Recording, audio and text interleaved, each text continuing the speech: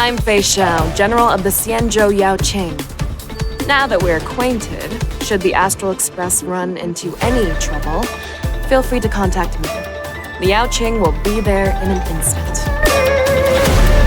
It's a pleasure to meet you. You may call me Lingsha. I have returned to serve as the head of the Law Fu's Alchemy Commission after completing my studies on the Juling. If you are feeling unwell, I can arrange a healer for you at any time. My name is Mozi. I am Fei Xiao's Shadow Guard. Please stand closer to this side so that you can block other people's view of me.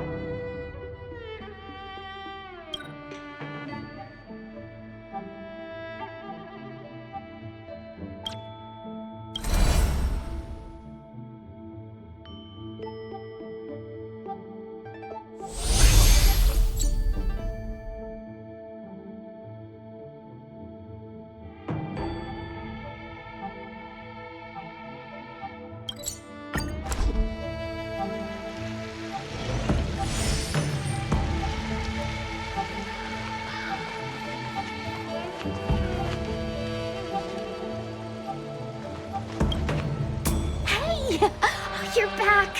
Why didn't you say anything in the group chat? I'm on duty. Let's catch up later.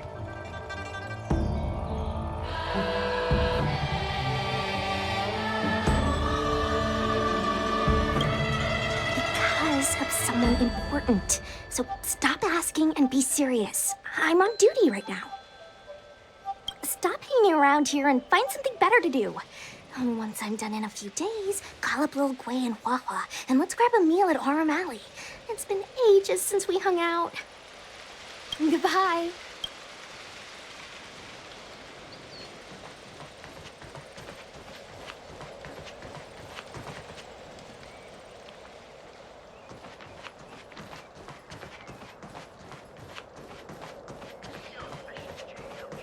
I'm here to pay my respects to the new The colony. news is spreading pretty fast.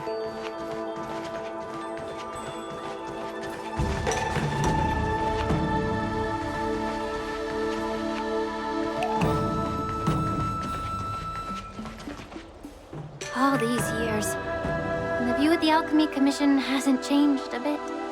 The tides come and go, but the ancient sea remains the same. For us Vidyadhara, there's nothing more nostalgic than our homeland. You're a Luofu native, Miss Lingsha? Yes, I grew up here, listening to the sound of waves while researching prescriptions with my mentors and peers at the Alchemy Commission. It's kind of sad, isn't it? Everything changes, but somehow remains familiar.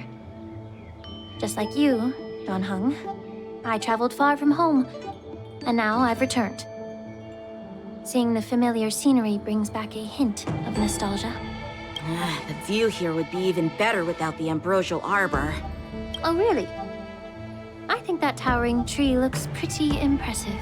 Even if it's impressive, it's a plague mark. The Xianzhou have been fighting abominations for thousands of years. And now that the ambrosial arbor has been reborn, it's only natural for everyone to feel uneasy. Well, once a seed is planted, no matter how long it takes, it'll eventually sprout and bear fruit. In my humble opinion, the rebirth of the ambrosial arbor and the resurgence of the disciples of Sanctus Medicus were inevitable. The seed was already planted when the ancestors of the Xianzhou sought immortality. My bad. Well, since you went through the entire ambrosial arbor crisis firsthand, Dan Heng and Lieutenant Yan Qing, I'd like to discuss something with you. What would you like to discuss, Miss Lingsha? I was lucky enough to be chosen by the Alliance to come in and clean up all the old grime in the Alchemy Commission. Honestly, the Alchemy Commission is riddled with problems and has reached a point where fixing it seems impossible. I'm looking to remedy this problem, but was wondering if you could provide any... Well, even though I'm a Vidyadharan like you, I'm an outsider, just like my companions here.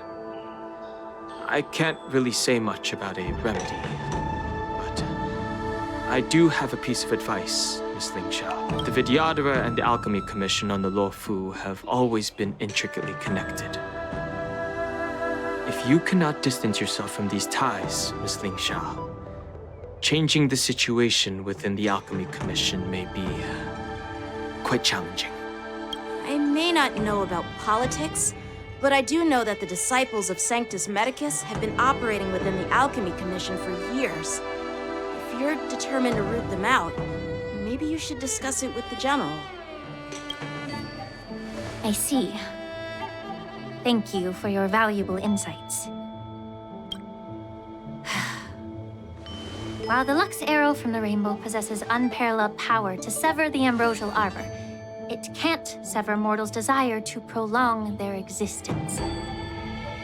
Just like how the Cloud Knights can eliminate the remnants of the disciples of Sanctus Medicus, but are unable to calm the hearts and minds of the people within the Alchemy Commission. Our Xianzhou forebears knew this well, and that's why they entrusted the duty of guarding the roots of the arbor to the Vidyadhara. However, the Vidyadhara are still only mortal beings. 30 years ago, my mentor served as Alchemy Commission's Cauldron Master. She recognized the emerging undercurrents and sought to cleanse the source of the disturbance. Unfortunately, even though she was skilled in the art of healing, she didn't understand the human heart or how to eliminate the sickness lurking within the depths of the Alchemy Commission. In the end, she was framed and exiled to the Juming. I was also implicated and had to leave the Lafu. And guess who arbitrated the case and handed down the sentence? None other than General Jing Yuan himself. What? You heard it right. The ones responsible for the corruption in the Alchemy Commission are not just the remnants of the disciples of Sanctus Medicus, but even the Divine Foresight himself.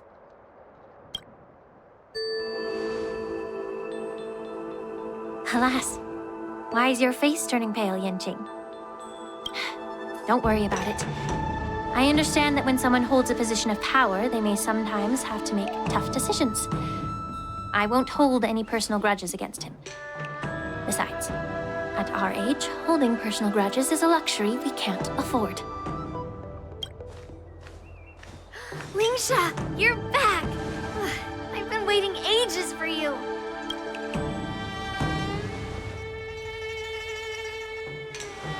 Yunli, why aren't you with your grandpa? What brings you to the Alchemy Commission? Well, let me take this opportunity to introduce you to Yanqing. What a small world. You stole my sword! Give it back!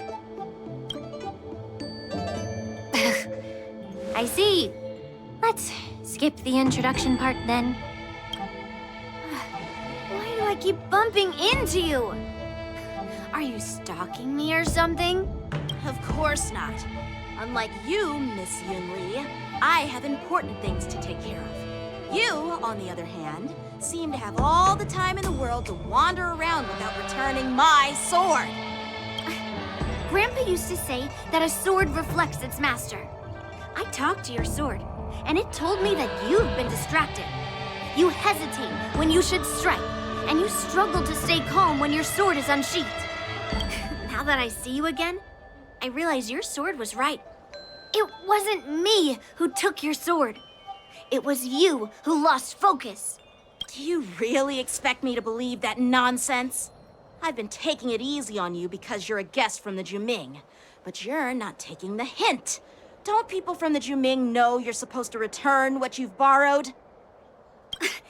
Just look at this flying sword. Even if I gave it back to you now, it'd just be taken away again in a few hours. You know the Cloud Knight saying, a Cloud Knight must never let slip their weapon, yes? Well, sure, I can give it back to you now, but on the battlefield, that's a whole different story. Fine! You don't have to give it back, because I'll take it back myself!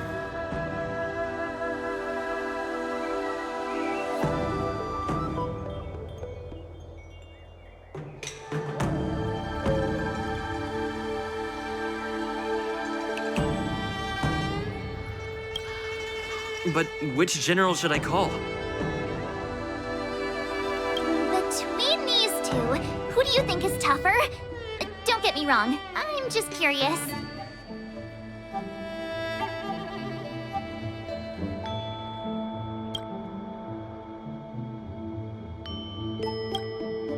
It is my first day at the Alchemy Commission.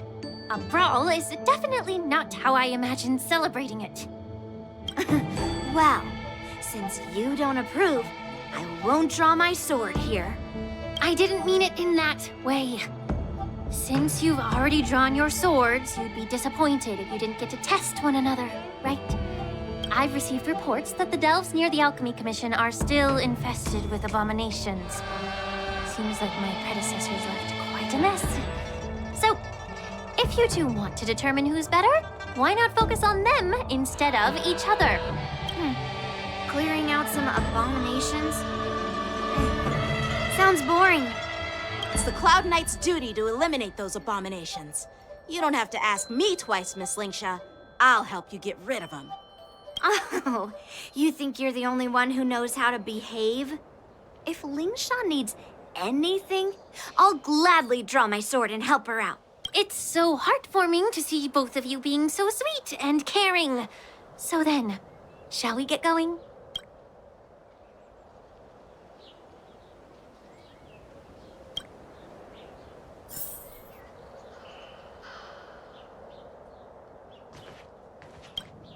Are you all ready?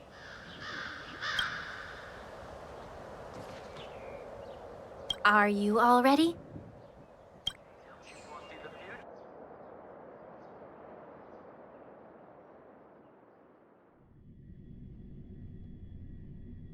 Ever since the disciples of Sanctus Medicus were eradicated, their experimental abominations have been festering here. If you want a contest, I'll be the referee. The one who kills the most abominations within an hour wins. Lingsha, as always, you're still an expert in making unpaid work sound so noble and grand. It's for your own good, little Yunli. While you desire to compete against each other, I don't want to see either of you getting hurt. That's really thoughtful of you, Cauldron Master. So, are you both ready?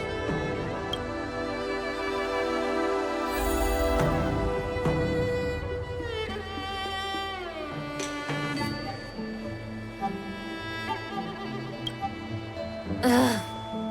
Looks like my predecessors left quite a mess. Let me say it again. The one who kills the most abominations within an hour wins. Be careful when you draw your swords, and make sure you don't hurt each other. Can we start now, Lingsha?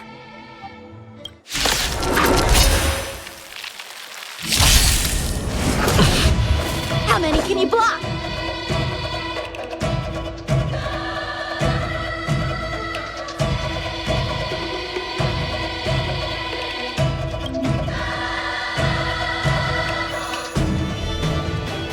The sword is like water. Cannot remain. Bladed what?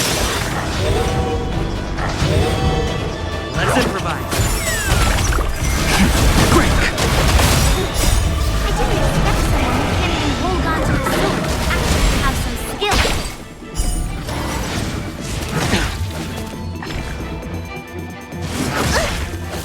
Strike apart. You've got style with those moves, but you're not striking where it counts. It's such a shame to see you misuse your sword like that.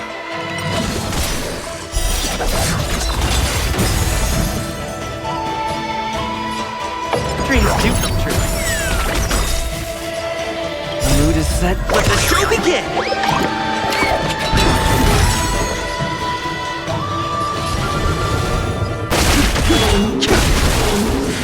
Need a doctor? Hi-ya!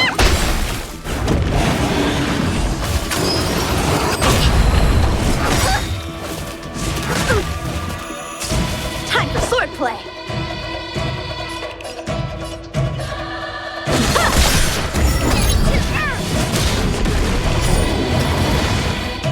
Take your positions. Let's improvise.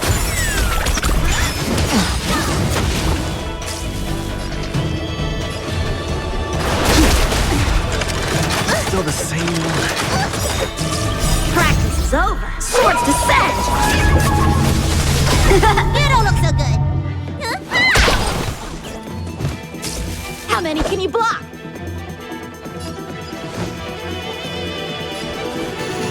Bladed what? Time for sword play.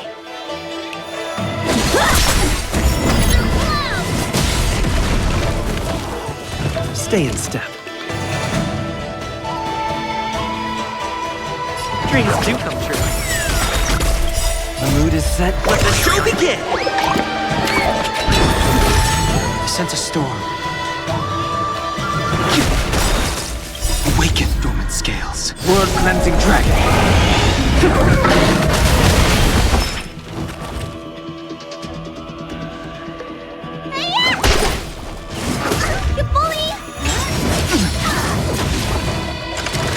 Still the same wall.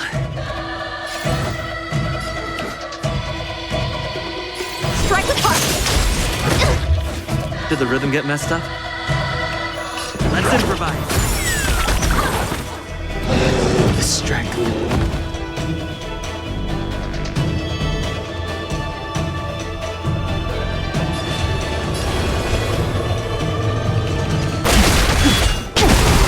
How many can you block?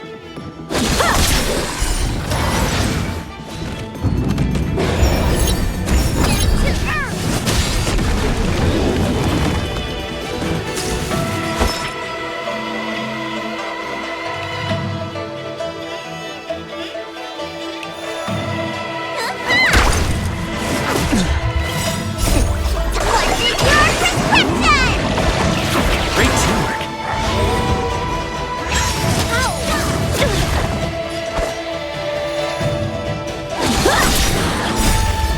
Swords descend!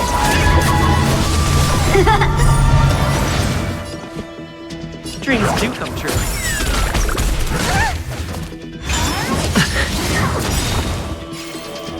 The mood is set. Let the show begin!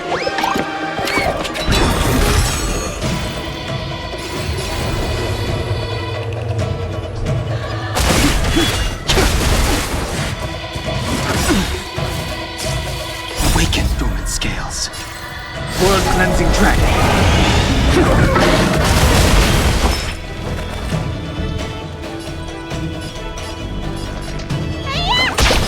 A one-time enemy!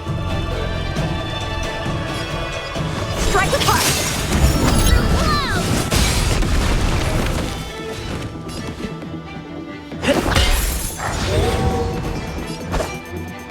Bladed flight! I sense a storm. You don't look so good! Still the same wall.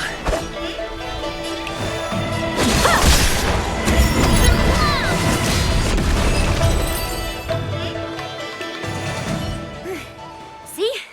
I won! Your technique was all over the place, and you relied too much on speed. Is this really all the Cloud Knights? All you did was chop down a few monsters. Don't get carried away with yourself. Oh. Well, then I'll give you a chance. Defeat me, or hand over all your swords. If you're trying to pick a fight, just ask, because I'm ready for you.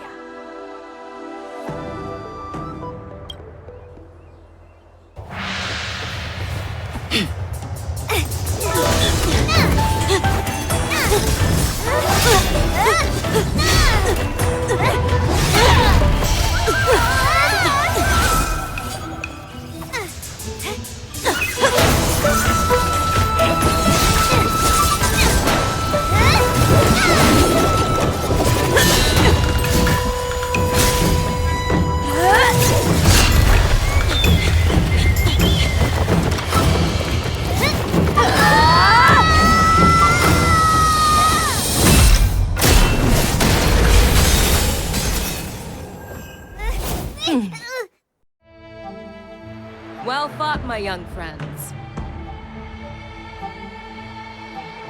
However, both of you have shortcomings. One of you focuses on dodging and weaving, while the other relies on brute strength, trying to take down targets with a single strike. Who are you? Me? I'm just a patient seeking medicine from the Alchemy Commission. A passerby, if you will. I thought I'd see my fill of impressive fights during the Wardance. Yet here I am, able to witness a remarkable fight at the Alchemy Commission, of all places. Well, the Lawfu is never short of surprises. However, I have a small suggestion for you. Why don't you settle this dispute fair and square in the Wardance's ring? That way, you can resolve your differences with a proper duel and put your grudges behind you. Grudges? No, not at all. Yunli and I, we were just sparring. Sparring? You summoned your flying swords and she swung her sword with full strength. No grudges between you. I don't believe it. Aha! What brings you here, Lady Fei Shao? Have you finished your health consultation with the Dragon Lady? Fei Shao? Grandpa always talks about you. Could it be that you are... The Merlin's Claw of the Xianzhou Yaoqing? Looks like I'm quite famous on the Xianzhou Lafu, too. Of course. Everyone has heard of the great general. Known to all, and unbeknown to none. Great General? Isn't that title a bit too narcissistic? I don't like it. Ooh, I heard there's a dozing general on the Lafu. So I came up with a humble nickname for myself. The Lacking General. Lacking in worries, regrets, and rivals. Sounds much better, right?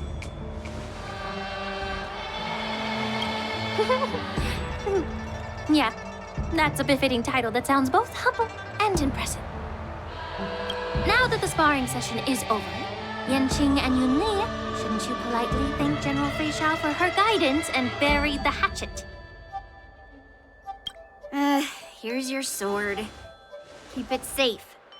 Or it might get taken away again. By the way, we haven't settled the score yet. I'll defeat you fair and square next time we fight. This is how she apologizes? Now that I finally got my sword back, I should report to the seat of divine foresight. I'll take my leave, General Fei Shao.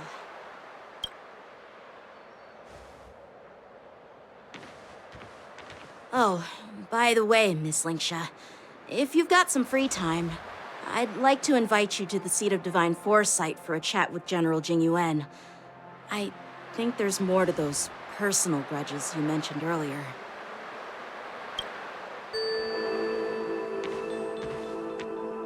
Thanks for stepping in, General Fei Shao.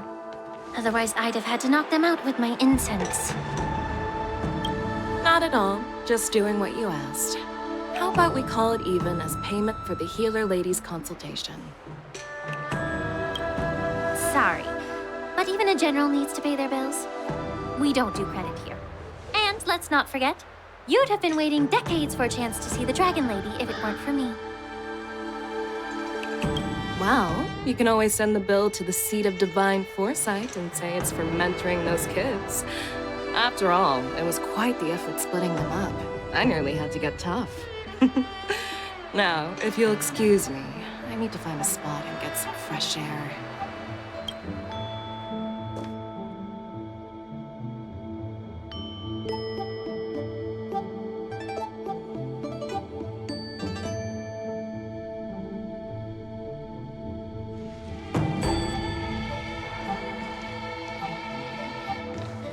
Back already?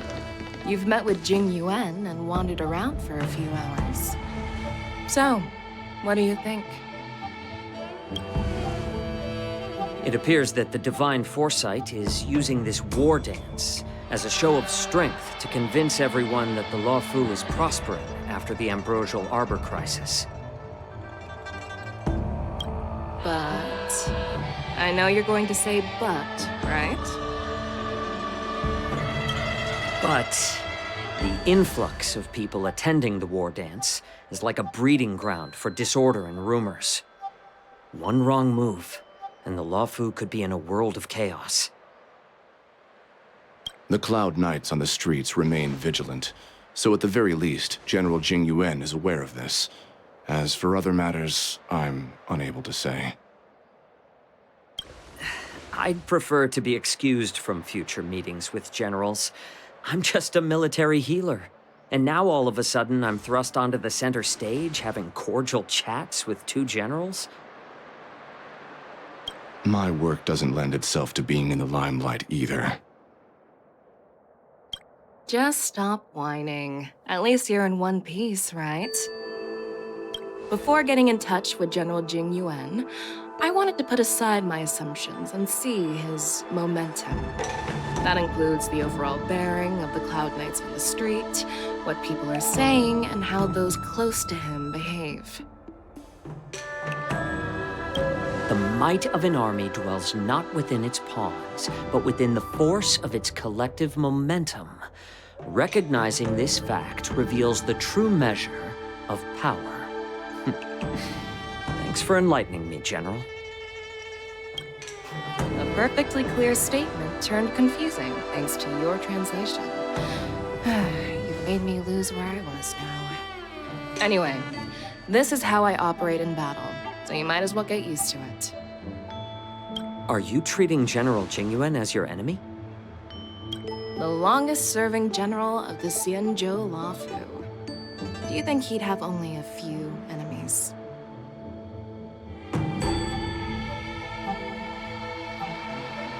By the way, General, you met the healer lady, yes? Could you show me the medicine she prescribed you? Well, the healer lady couldn't do anything about my condition. She just told me to enjoy some tasty food.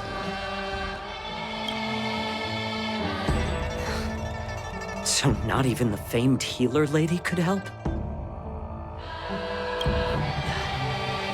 Don't worry. I'll fulfill my promise and find a way to cure you. Actually, I've found some leads. Well, life and death, Jiao Chou. It's all predetermined.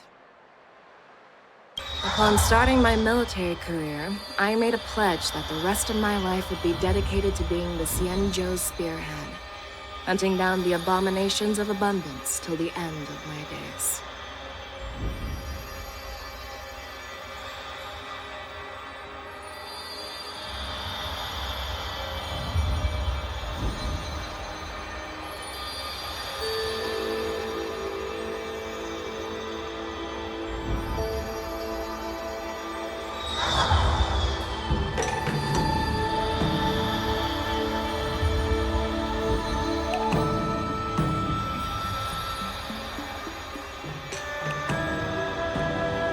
As long as I can fulfill that deep-seated desire, I don't care how long I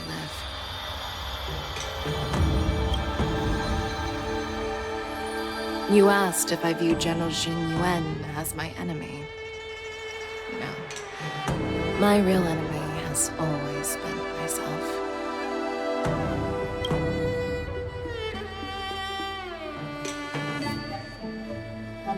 Enjoy some tasty food. So, what's for dinner tonight? Jeez. You really know how to read the room, don't you? You guys figure it out for yourselves. I'm due to catch up with an old war friend I've not seen for quite a long time.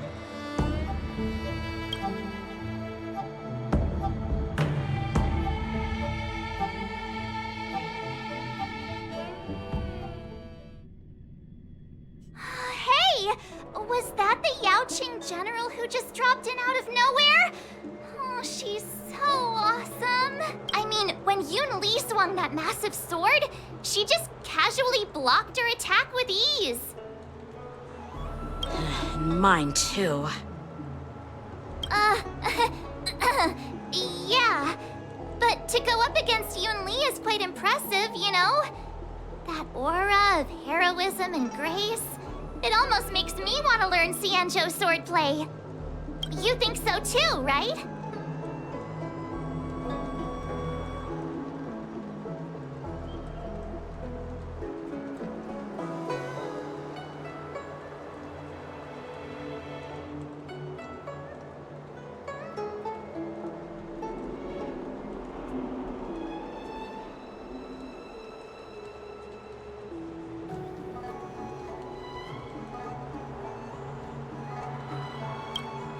Can't you put a little more enthusiasm into it?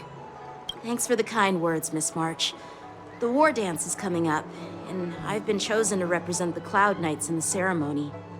I've had my fair share of defeats lately, and even though I know there are always more skilled swordmasters out there, seeing General Fei Xiao's skills today has made me feel bit uneasy again. Don't underestimate yourself. After all, generals won't fight in the ring during the war dance. Just remember the state of mind you had when you single-handedly took on me and Blade, putting life and death aside. With that mindset, you can prevail against most challengers.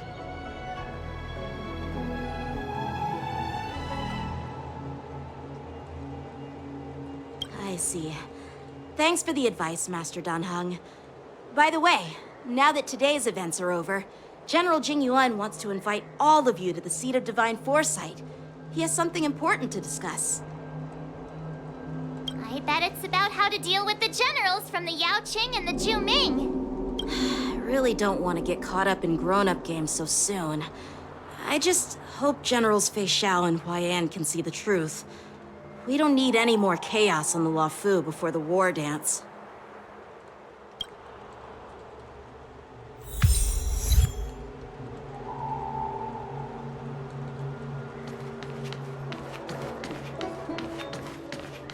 Need your extractor cleaned or your star skiff serviced? Look.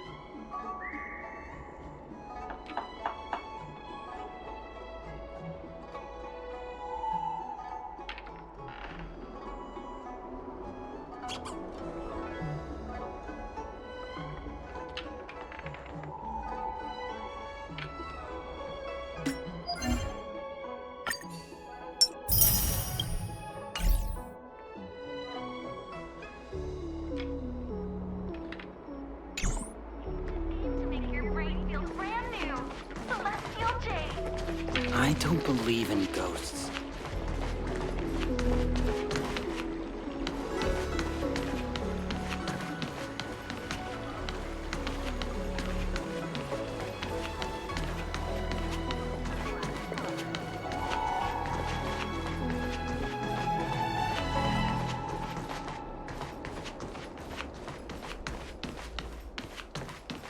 What is your purpose for entering the Seat of Divine Foresight?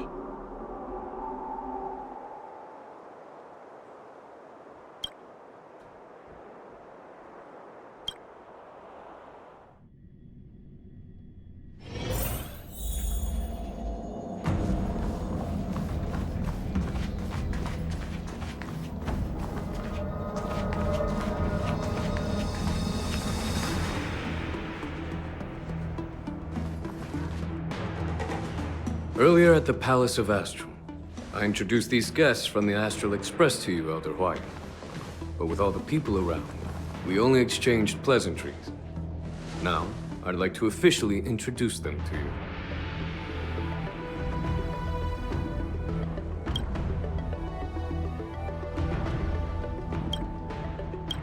These three braved great dangers, accompanying me into perilous places, defeating the chief culprit Vantilia, and uncovering the conspiracies of the disciples of Sanctus Medicus.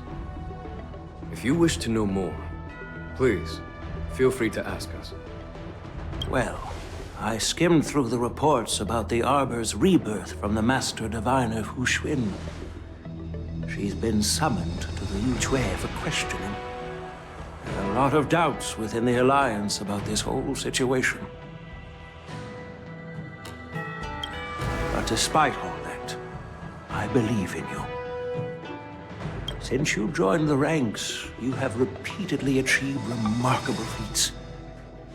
After the High Cloud Quintet each went their separate ways, despite the many criticisms within the Alliance, the Marshal still stood firm against the dissenting voices and entrusted the Lawfu to you.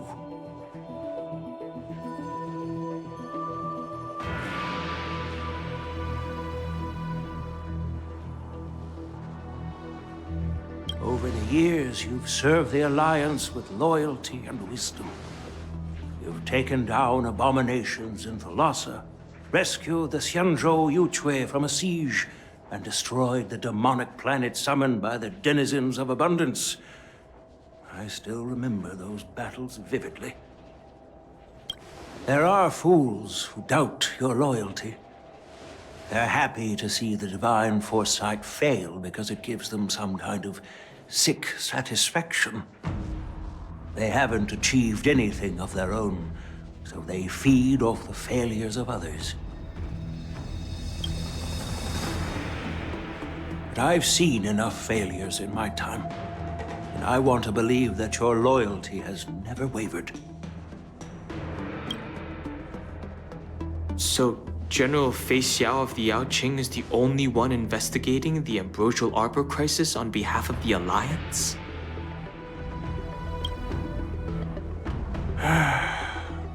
No. I am too.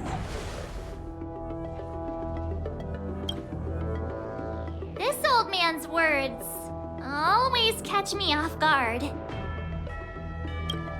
The Marshal ordered me to come to the Xianzhou Lawfu, but the document only says, attend the Wardance and listen to Fei Xiao's questioning.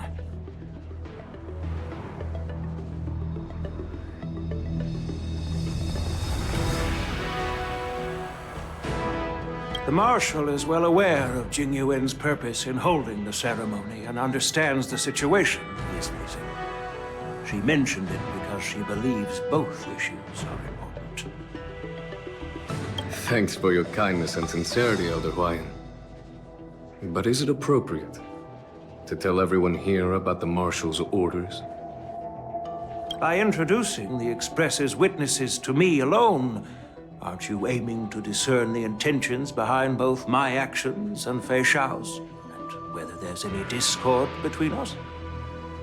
Well, since I'm being open and honest with you, I encourage you young folk to do the same. As for the Ambrosial Arbor crisis, all I need to do is listen. General Fei Xiao will be the one asking the questions.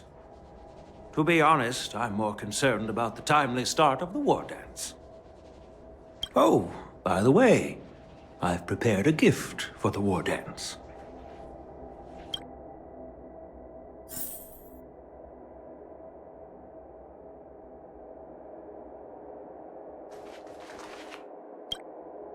Yes, it's this case right here.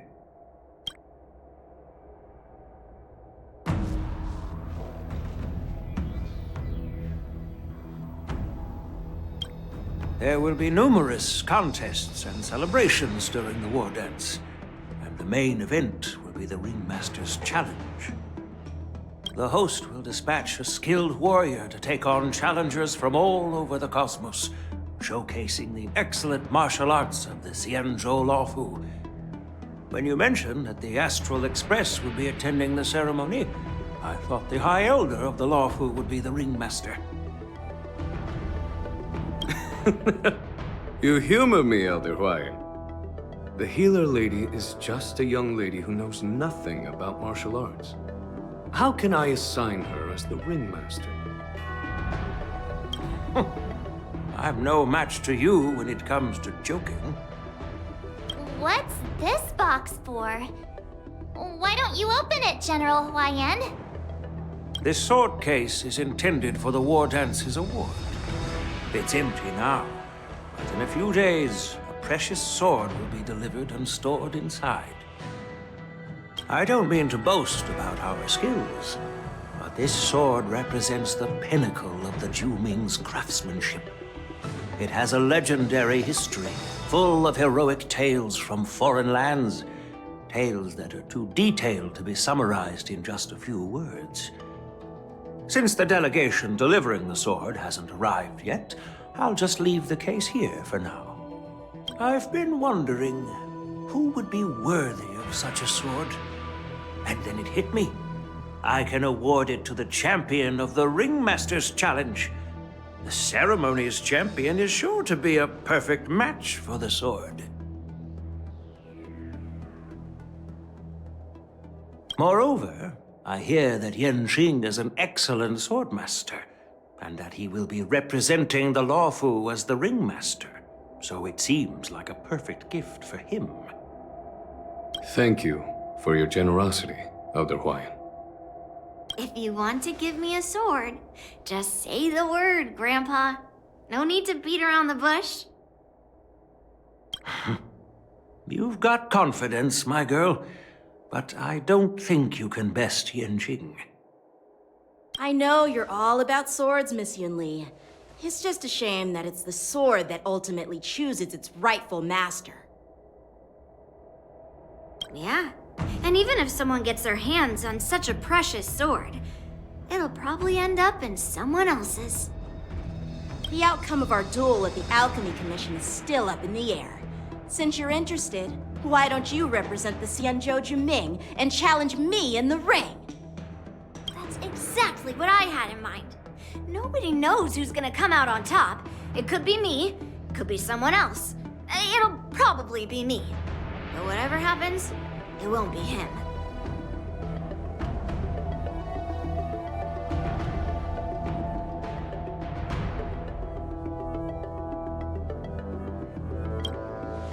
Not to be rude or anything, we've been watching their drama.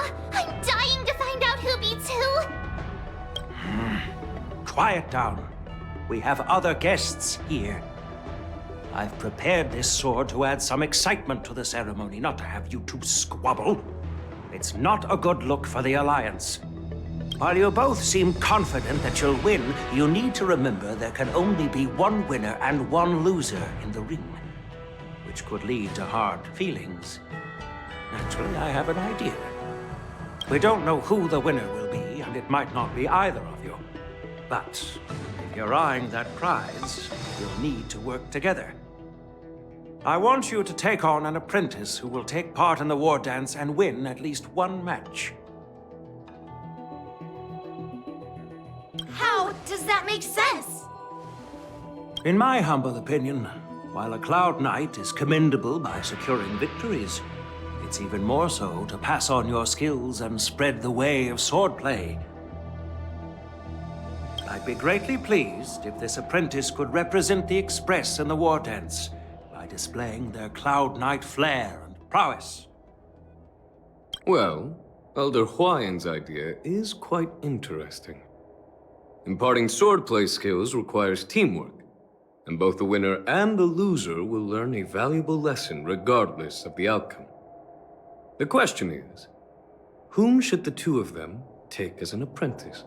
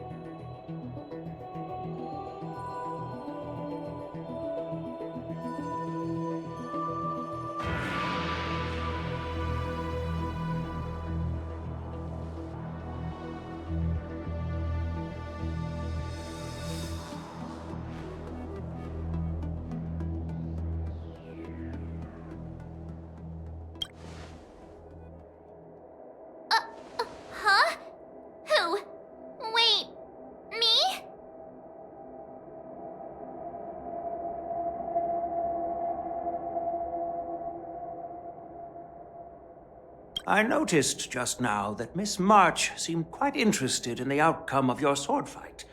So I thought, why not teach her the art of swordplay?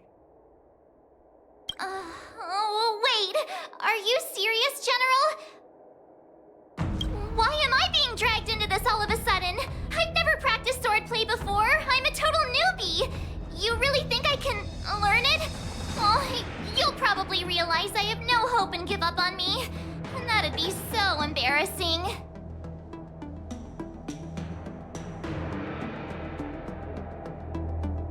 Isn't this a perfect chance for you? I remember you mentioning that you wanted to learn some sword moves. Yeah, I did say that. But this is all happening so quickly, don't you think? Miss March is like a piece of jade in the rough, just waiting to be shaped. The Wardance is the perfect opportunity to see what heights she can reach.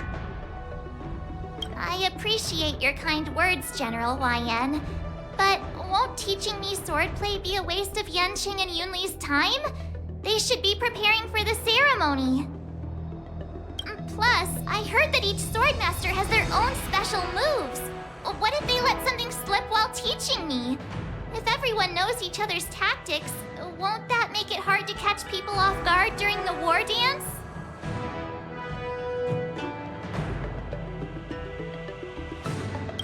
That's considerate of you, March 7th. But don't worry.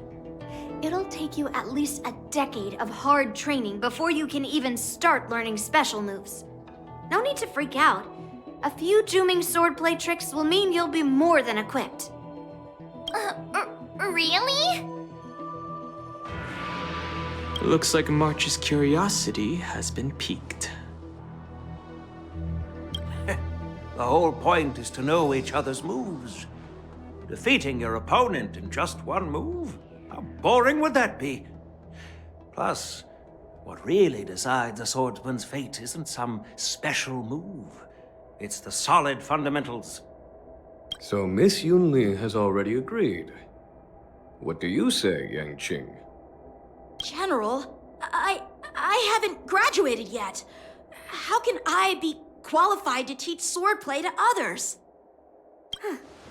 So you're admitting your defeat, huh? If you're not even confident to teach, why don't you let me be the ringmaster instead? Yanqing, teaching an apprentice is also a way of honing your own skills and gaining insights. You've been an apprentice for years. It's about time you looked at swordplay from another perspective. I see, General. Then count me in. Now that Yanqing has agreed too, it all comes down to Miss March giving her nod. It's up to you to make the final decision, March.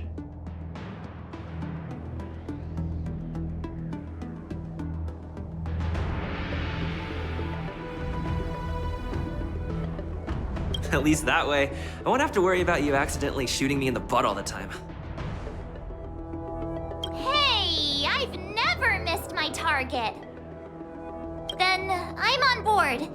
Thank you for your kindness, General YN. Great! Starting tomorrow, Yanqing and Yunli will teach you the basics of the Cloud Knight's swordplay. Yunli and I will head out and purchase some sword practice equipment for Miss March. Think of it as a little initiation gift. You're too kind. Oh, wait, you're giving me a gift? Shouldn't it be the other way around?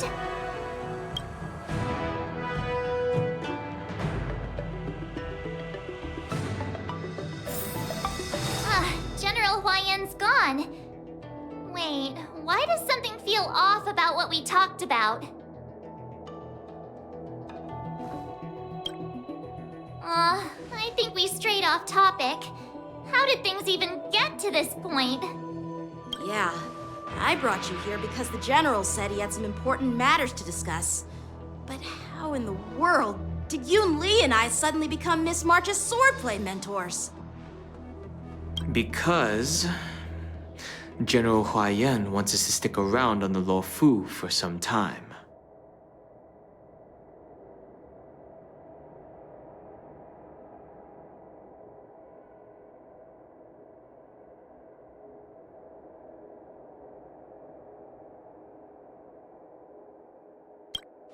But from his point of view, we're no different from all the other tourists who may leave at any time.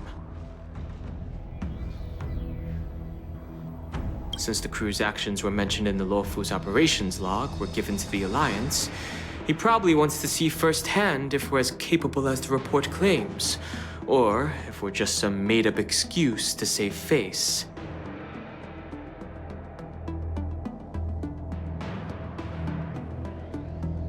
And he wants to see it for himself during the Wardance, which is why he even dragged Yun Li into this. What began as a simple contest between two sword masters has now evolved into you two collaborating to mentor March. Elder Huayan is still that tricky general who likes to give everyone a headache.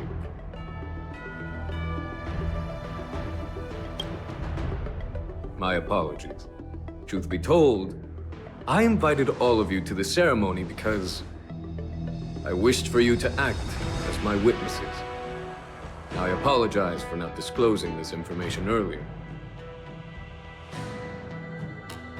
In the coming weeks, I'll also invite all of you to a meeting with General Fei Xiao, where you may need to answer her questions and clear up any doubts she might have. So please, be prepared for the meeting.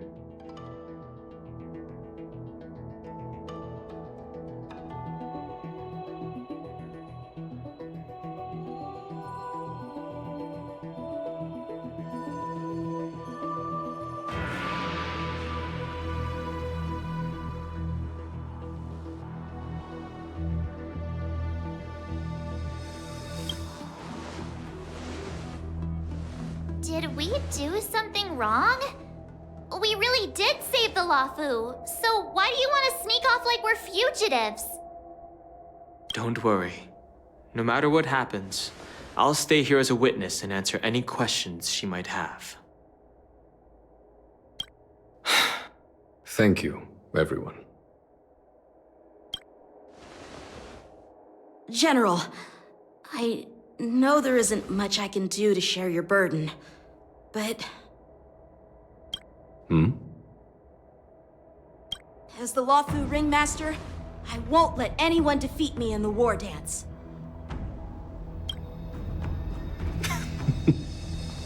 I know.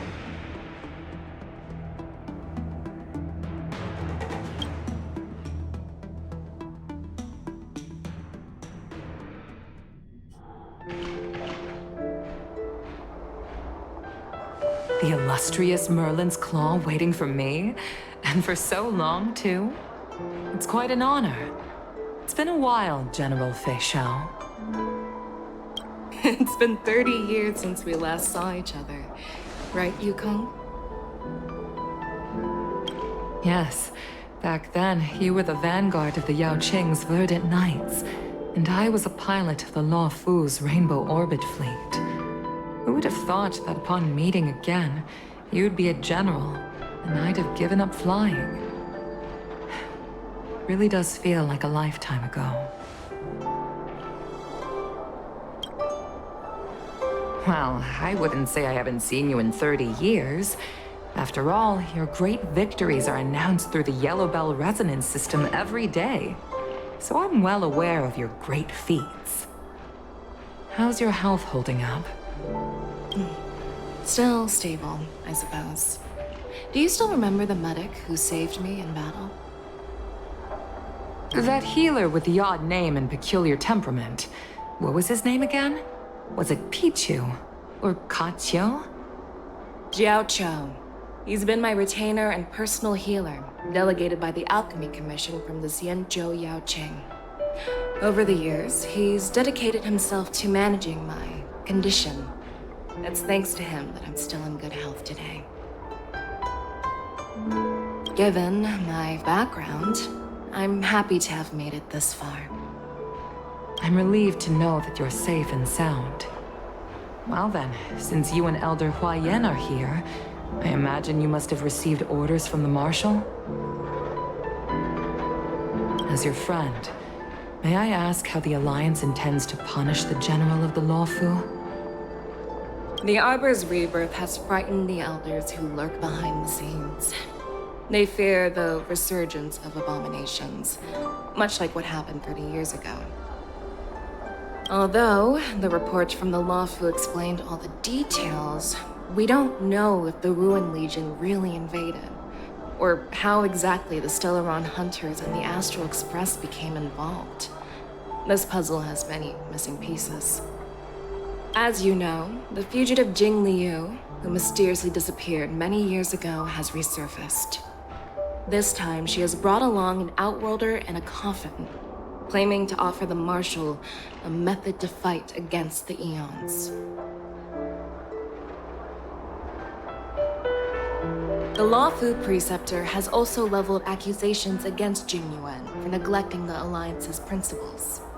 She asserts that Jing Yuan enabled the exiled Imbibitor Lunae to re-enter the Lawfu, thereby unlocking the lunarescent depths within Scale Gorge Waterscape, which in turn disrupted the Vidyadhara's dutiful watch over the Ambrosial Arbor. It is for these reasons that I have come here to the Lawfu today. Well, duty calls. Perhaps I shouldn't have mentioned all of this to an uninvolved person, but since we once fought together, I didn't want to keep you in the dark. Perhaps pretending you didn't hear any of this would be for the best. I understand. I'm sorry. I was out of line. I know I shouldn't be defending General Jing Yuan right now, but... well, you know how I am. The Lawfu has enjoyed centuries of stability since the end of the sedition of Imbibitor Lunae, much of which can be attributed to General Jing Yuan's masterful strategizing. Unfortunately, for long-life species, enduring through the ages always culminates in a failure that undoes all previous achievements, a moment that our adversaries relish. That's true. And that's why I'm also here for another purpose. To visit Hulei. Hulei? You mean that Hulei? The Borisin warhead? The same Hulei who has been imprisoned in the Shackling prison for over 7 centuries?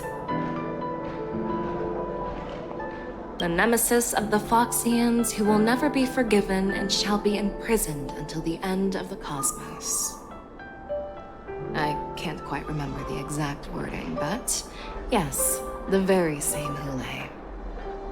Usually, only emissaries from the Xianzhou Yaoqing Skyfaring Commission visit him once every century. Why do you have to visit him now, of all times?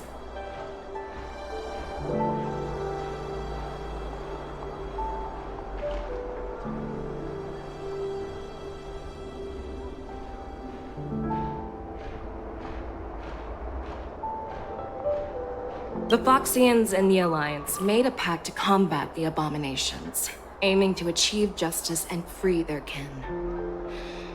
That werewolf monster is to be forever imprisoned in the dark recesses of the Shackling prison, facing unending retribution. Given the situation on the Lawfu, those on the Yaoqing are concerned about Hulei's imprisonment. I'm afraid that the routine visit every century is no longer sufficient to ease their concerns. That's why I was sent here, to reassure them.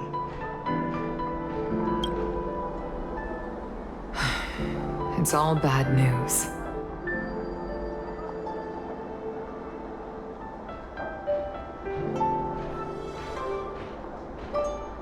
Well, not everything. There might be a silver lining. Oh, by the way, I found some clues about the thing you asked for.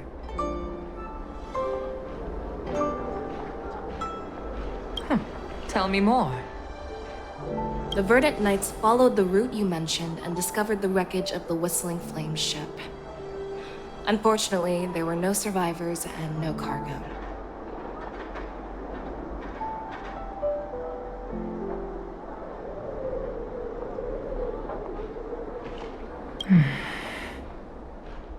However, someone had already been on the scene before we arrived.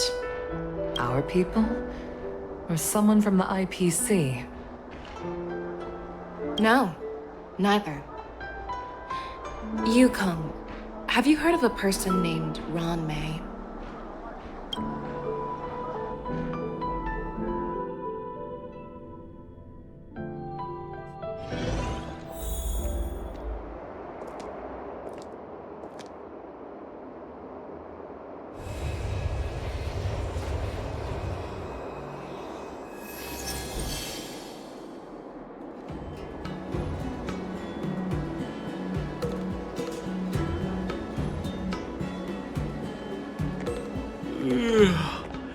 I'm still feeling sleepy.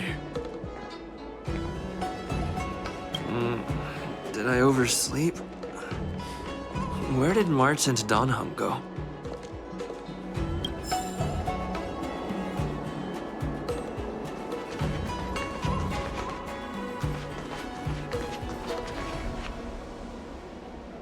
There you are.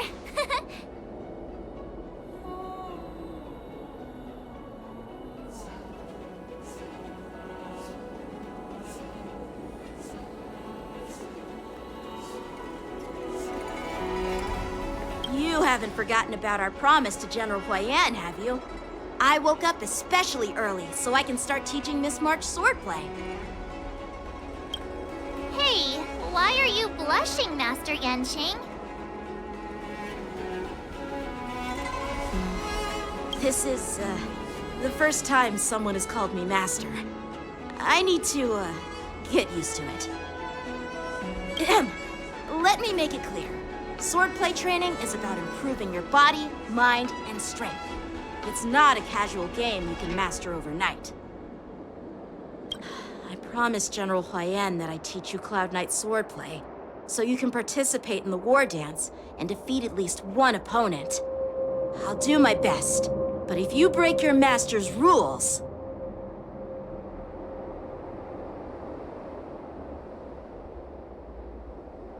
Fine. A promise is a promise. Since I promised to study hard, I'll do my best starting today. Great! That's the spirit. March is in your hands now, Yanqing. Don't be too easy on her. Donhung, do you even have a heart? Did you lose it somewhere? By the way, where's Yunli? I've found a quiet spot in the back garden of the Palace of Astrum for our first lesson together.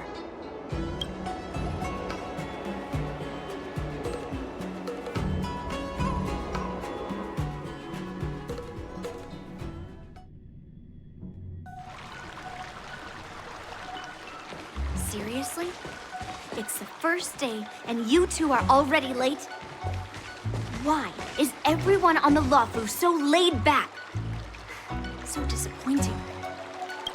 Master Yunli, you're already here. Sorry for keeping you waiting.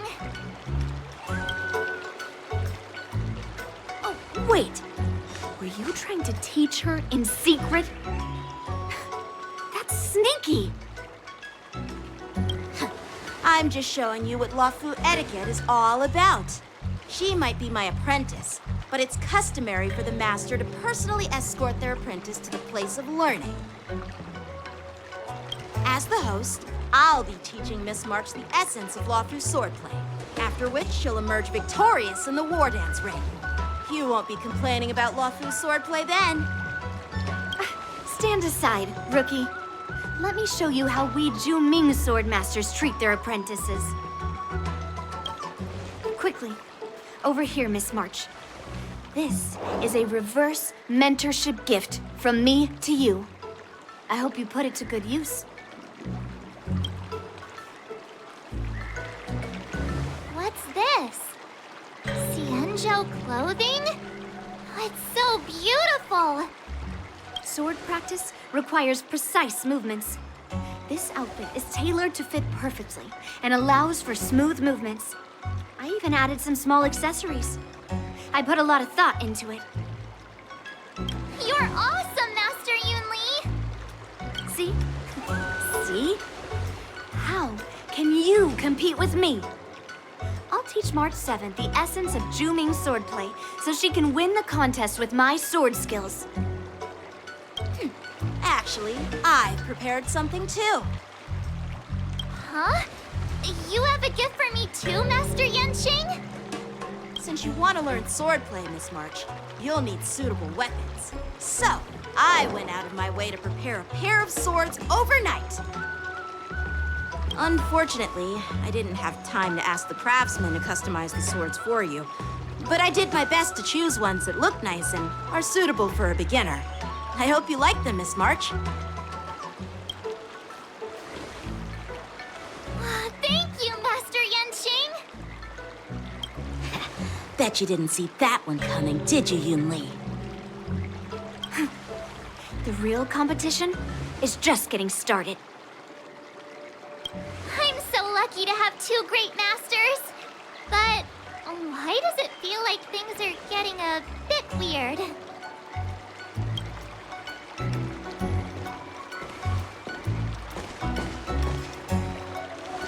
So what do you think, masters? Does this outfit suit me? Perfect. I chose it carefully. It's perfect for beautiful young swordswomen like you and me. All right, let's get started with the training. The person next to me is a Cloud Knight instructor I've brought in. For your first lesson, try exchanging a couple of moves with him. Wait. We're having actual combat training for the first lesson? Isn't that a bit too intense? Well, I heard you have some experience with archery and martial arts. The first thing we're going to do is see just how strong your fundamentals are. Come on, step forward and strike with the sword in the most natural way you can think of. It's important for us to grasp your natural movements so we can decide where to start and what you need to learn. If you're ready, let's begin. Okay.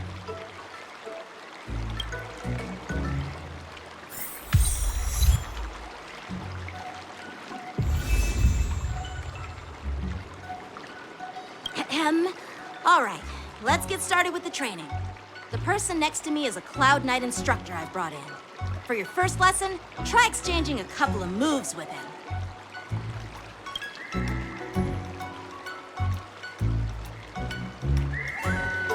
Well, I heard you have some experience with archery and martial arts. The first thing we're going to do is see just how strong your fundamentals are. Come on, step forward and strike with the sword in the most natural way you can think of. It's important for us to grasp your natural movements so we can decide where to start and what you need to learn.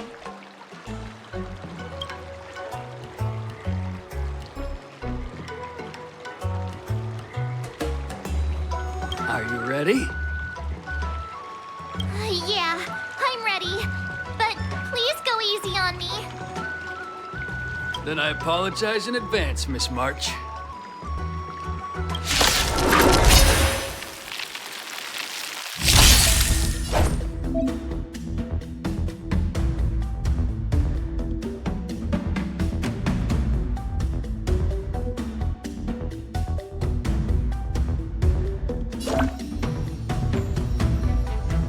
Come on!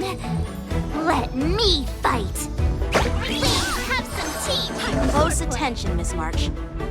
Luofu swordplay is all about being swift and agile in your movements.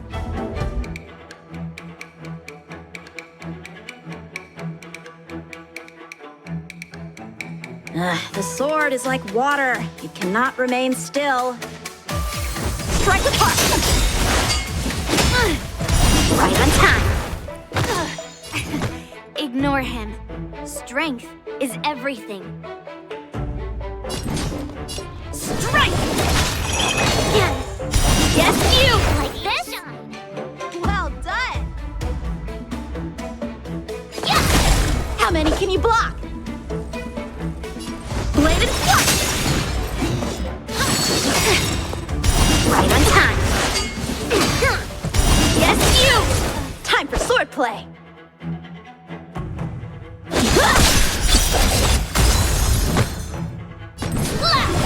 I could take 10 of you. How many can you block? Oh, I get it! Watch, I'm starting to get the hang of it. Time to show you what I can really do. Azure Dragon, White Tiger, eating less carbs. What's this? What are you mumbling about? Isn't this a sword technique? Shouldn't I be saying something cool? Practice is over. Swords descend!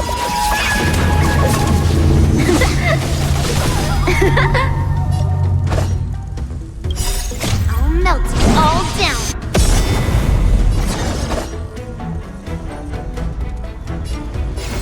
Strike with heart!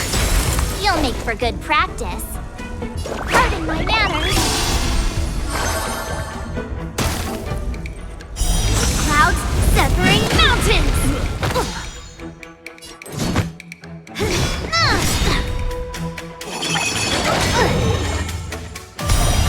Yes, you!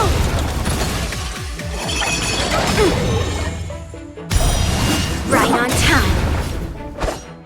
Blade in flight!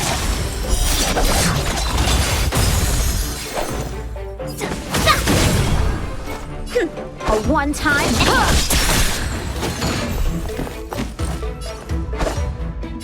strike with heart! That's how a true master does it.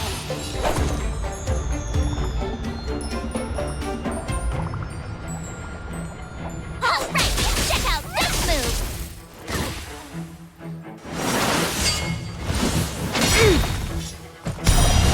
Yes, you!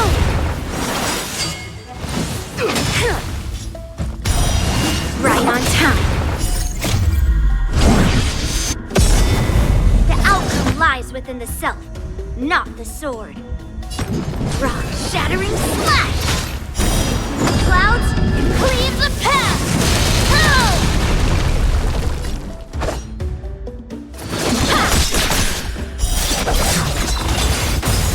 Practice is over. Swords descend!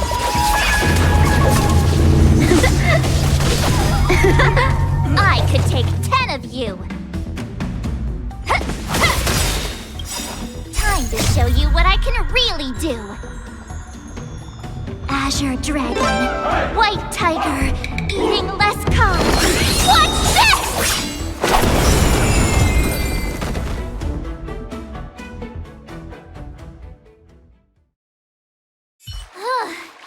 I didn't expect the first lesson to be so intense.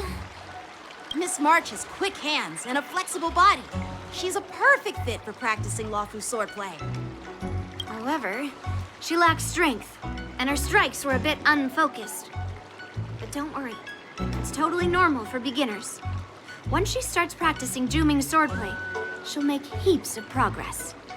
Given the situation, I believe Miss March should start by working on her strength.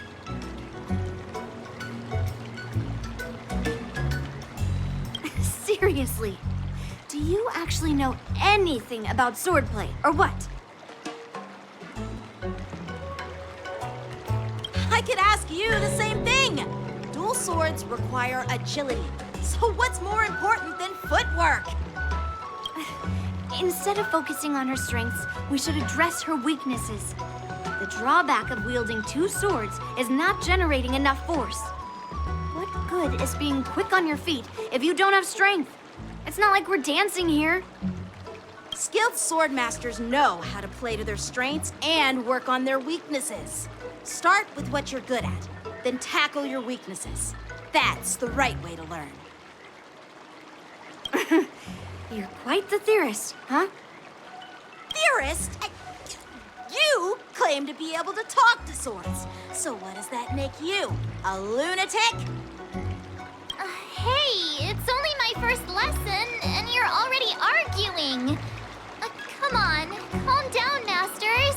I'll have to improve both my footwork and strength anyway, so it doesn't matter which one comes first. But it does matter. Just listen to me, March 7th.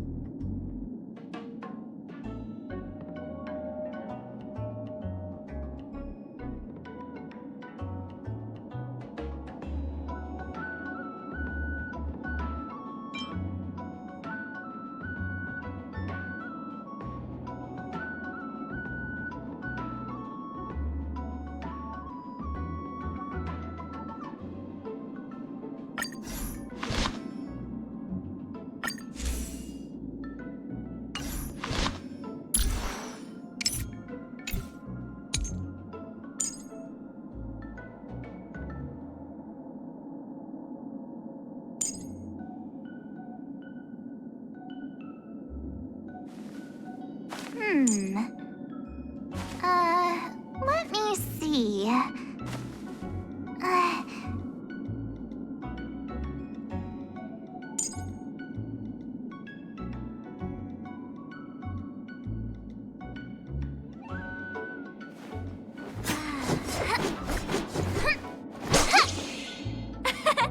We did it! This is what they mean by no pain, no gain.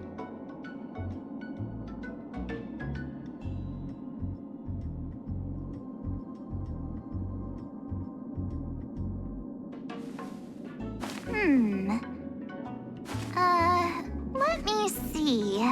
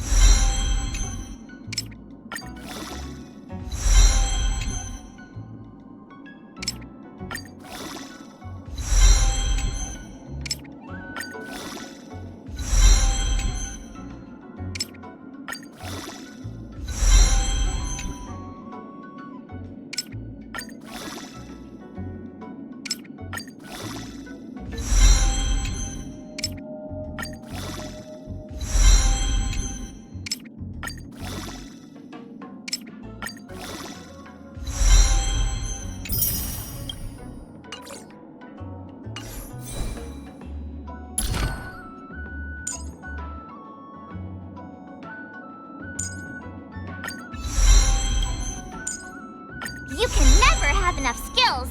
Let's train some more!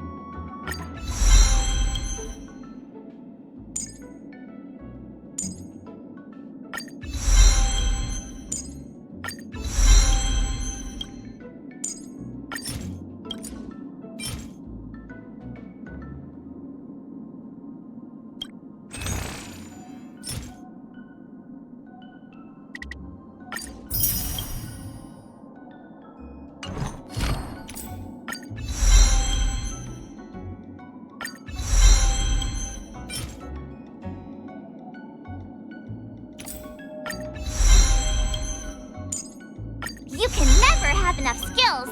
Let's train some more!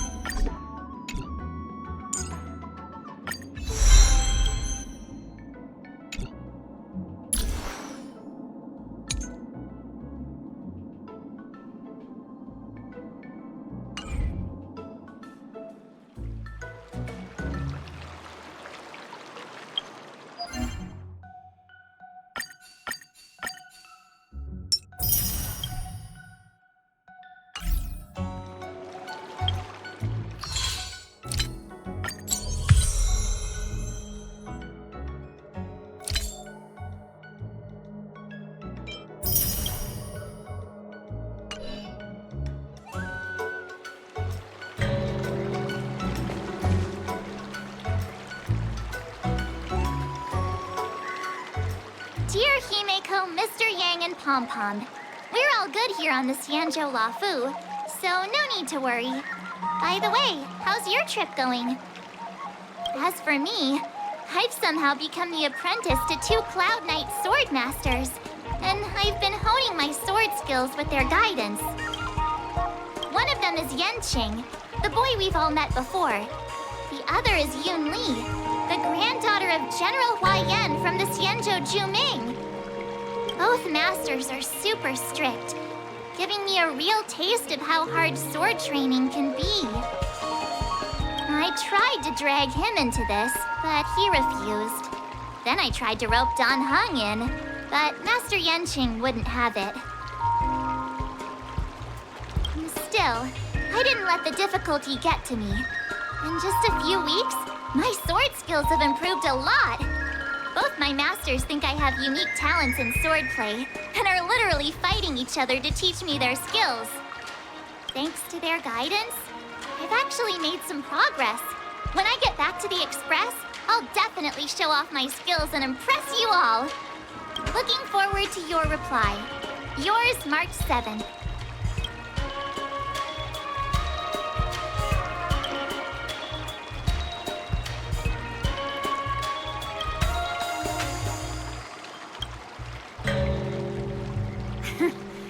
Well done! Let's call it a day.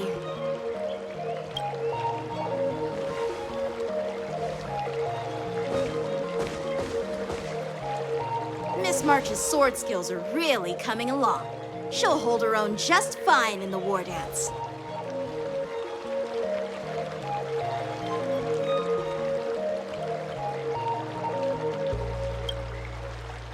Just you wait and see. I'll show off my skills in the ring and win a match. I'll make both of you proud.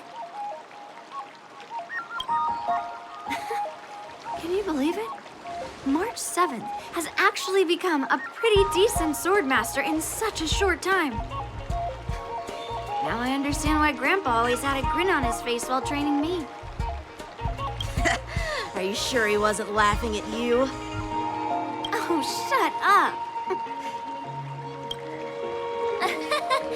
It's all thanks to your amazing guidance, Masters.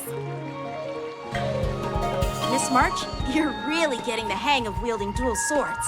If you're keen on advancing, trying out different Xianzhou blades could improve your touch. Oh, let me see. Which sword is the most powerful? Single sword? Great sword? Or maybe a flying sword? There's no such thing as the most powerful sword. It's all about the skill of the sword master. Yanqing wields several flying swords, while I only wield one. But remember how I kicked his butt at the Alchemy Commission? First, you didn't kick my butt. Second, you'll never kick my butt. Third, how about we settle this right now and see who kicks whose butt?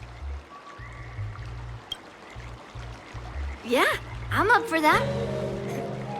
And if I kick your butt, you'll drop out of the war dance. Deal?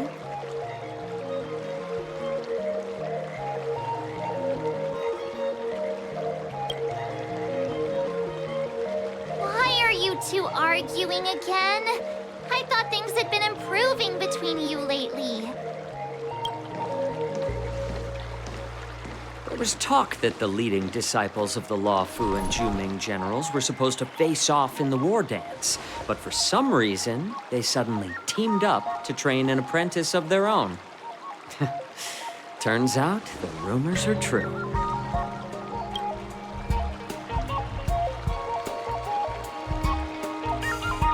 Tomorrow is the big day of the war dance. Shouldn't you two be focusing on honing your skills instead of teaching swordplay here? You're...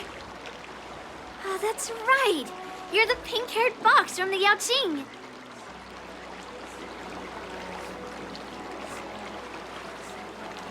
This is Mr. Jiaoqiu, the healer working for the general of the Xianzhou Yaoqing.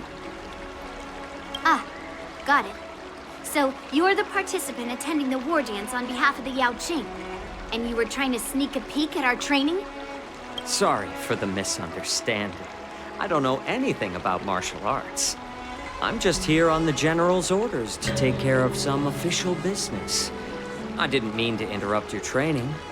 I'll be on my way. If you know nothing about martial arts, why were you smirking earlier? Well, my curiosity got the better of me, I suppose. When I heard Miss March's pondering about what to learn, I couldn't help but wander over. From my professional experience, cleavers, slicers, chopping knives, and carving knives are all just tools. Kind of like frying, sautéing, boiling, and deep frying in cooking. They're just ways for people to show off their skills. How you use them really depends on the ingredients you're working with. It's like your sword teaching methods. If you align your ingredient, in other words, your apprentice's natural tendencies, with the right cooking method, by which I mean the teaching method that best suits her, she'll make double the progress in half the time. For example, golden eggplant tastes best when fried, cloud peppers when stir-fried, and yellow boulder beef when simmered. It's all about discovering the nature of the ingredients. Apprentice. All this talk about food is making me hungry. Aren't you a healer? Why are you talking about food? Well, it's just a metaphor. The medicinal school I follow on the Xianzhou Yaoqing is called the Ranja School. It specializes in food therapy. So it's only natural that I know a thing or two about cooking. So, you're the general's cook? I'm a healer. But anyway, a cook who isn't interested in health doesn't make for a good advisor. Fine. Call me a cook if you want. Seeing the way you're looking at me, it's obvious you think I'm just some feeble academic who likes to blabber on about martial arts. But in reality, I know a thing or two about killing. After all, the art of healing inherently encompasses both life and death.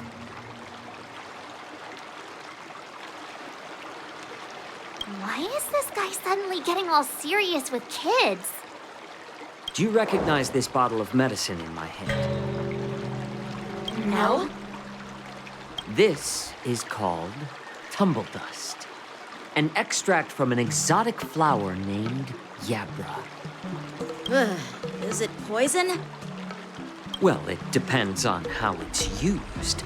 With just one drop, it's able to numb a patient's body during surgery, making them painless throughout the entire process. However, increase the dose or the potency, and it'll slow the metabolism, making the blood thin and resulting in the loss of all senses. Even long-life species cannot escape its effects. This thing can save lives or take them. It's more powerful than the swords in your hands. That may be so, but still, I prefer settling things with a sword than, you know. Huh. Looks like I did get you all wrong. You're not a feeble scholar, but a sinister and despicable one. Hey, why the insults all of a sudden? I'm just sharing some medical knowledge here, not persuading you to poison anyone.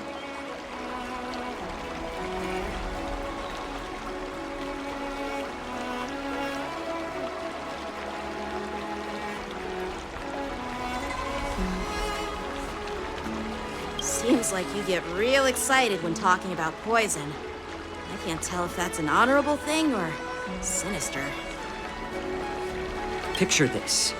Two individuals. The one standing is full of malice.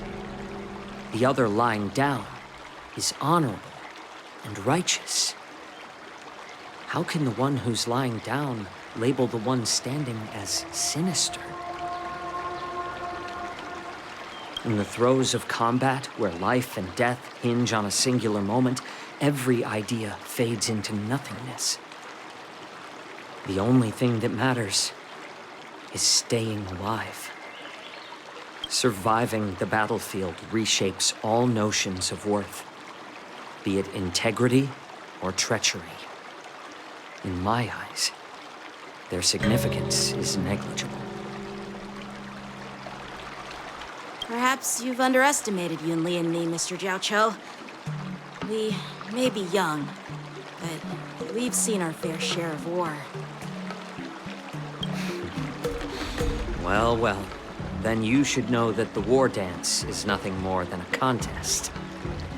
So why are you so focused on it? When I was appointed as the ringmaster for the Wardance, I asked the general, we Cloud Knights are supposed to charge into the fray and slay enemies. Why do we have to swing swords in a ring just to please an audience?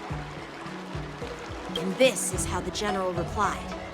To unsheath your sword in a ring is no different than on the battlefield, as your sword reveals the might of all Cloud Knights.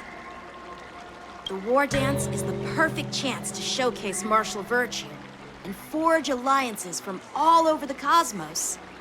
When we unsheath the sword without drawing blood, we not only display our might, but also the martial virtue of the Cloud Knights. That's quite an insightful statement, Yanqing. Well, my apologies for being so short-sighted. I've been on the Luofu for quite some time, but I haven't had the chance to see the ceremony venue for myself yet. Hearing you speak so highly of it has piqued my curiosity. Would you mind showing me around? You want to see the Sky Splitter ship where the Wardance will be held? Let's go! I bet Yunli and Miss March haven't seen it either, right? Well then, I'll give you all a tour.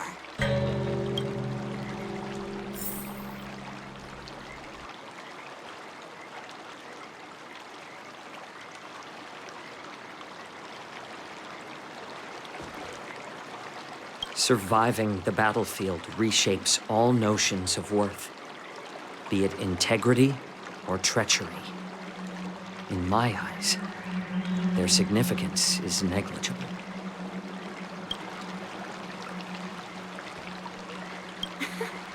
Can you believe it? March 7th has actually become a pretty decent swordmaster in such a short time. Now I understand why Grandpa always had a grin on his face while training me. Let's go. I'll give you a tour of the Sky Splitter.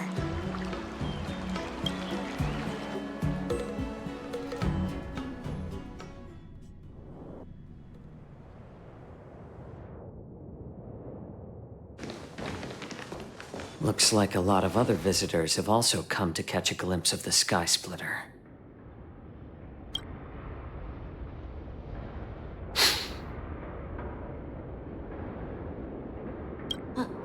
What's up, Mr. Jiaoqiu?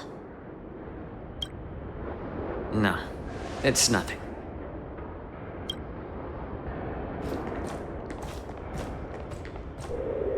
Do you see that airship in the distance? That's the Sky Splitter, the venue for the Wardance ceremony. It doesn't look all that impressive from this distance. The Sky Splitter is actually a decommissioned Lawfu military vessel. People aren't allowed on board until the Wardance officially commences. Tomorrow, when the bell rings and the ceremonial cannons roar, I'll be there representing the Cloud Knights of the Xianzhou Lawfu, standing in the ring, ready to take on challengers from all over the cosmos. Since I was a kid, I've been training in swordplay and the art of war under the general. Every day, I'd swing my sword 10,000 times, and then thrust it 10,000 times, repeating the process over and over. I understand that I'm not like other kids. I never envied the toys and freedom they all had. I never found sword practice boring or hard. Even in the thick of battle, facing down savage abominations, I never felt scared. Each day, I could feel myself getting stronger and stronger, and I racked up countless victories. It's the best feeling in the world. But then, I faced a really tough opponent, and just one slash shattered my confidence into 1,000 pieces. That's when I felt true fear for the first time. Maybe that's what Mr. Jiaoqiu meant by life and death hinge on a singular moment. Every idea fades into nothingness. After that, I had to pick up the pieces and try to put myself back together. But no matter how hard I tried, I couldn't seem to find my old happy self again. I often ask myself, why do I wield my sword? If defeat is inevitable, why do I continue to fight? Is it to reclaim the joy of victory? To meet the general's expectations? Or to secure my honor among the Cloud Knights? While the general could teach me the art of swordplay, he couldn't teach me why I should keep on going. He said the reason must come from within myself. I've been struggling to find that reason. But after talking with you, Mr. Jiaoqiu, I think I already have that reason in mind. As a member of the Cloud Knights and the General's apprentice, I've had a weight on my shoulders. And I know there's still more to shoulder. But when I wield my sword, it feels like I'm letting go of everything. I love the feeling of giving it my all, facing any obstacle in front of me, pressing forward. That's why I wield my sword. Oh, Yenqing. So young, yet so grown up. By the way, how old are you exactly? Age doesn't really matter. All sword masters will understand how I feel. I get it. Looks like all the kids on the Luofu live tough lives. So, how about you, Miss Yunli? It's not polite to ask a girl her age, no matter which Xianzhou ship you're on. I'm not asking your age. I'm asking if you have a dream like Yenqing has. You don't talk like a cook. You sound more like a TV host or something. Need I repeat myself again? I'm a healer. Well, I don't have a dream like Yanqing does. The only reason I'm participating in the Ringmaster's Challenge is because I made a promise to my grandfather that I'd win the precious sword he's contributed to the war dance. Sounds like that mind of yours is just filled with swords. I bet you've got nothing better on your mind. My father was a craftsman on the Xianzhou Juming. Because of his foolishness, many innocent people fell victim to the cursed swords he forged. Since I was a kid, it's been clear to me that not everyone deserves to have a weapon in their hands. Giving them a sword is no different than being cruel to the innocent. So, whenever I come across someone unworthy of a sword, I can't help but want to take it away from them. Given that Yenqing is the war dance ringmaster, I'm stepping up to challenge him.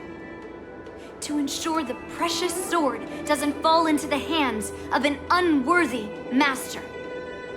Hey, what do you mean by an unworthy master? I see. It's not easy for kids on the Juming either. Well, it's better to have a reason for wielding a sword than to be lost and confused. I've saved countless Cloud Knights in my life, and there are plenty of exceptional warriors, just like the two of you. What happened, Mr. Zhao Cho? Oh, nothing. I was just reminded of some old friends and old tales. Judging from my professional perspective as a healer, both of you possess remarkable vitality. Your energies flow like raging fires and mighty gales. The upcoming fight will definitely be impressive.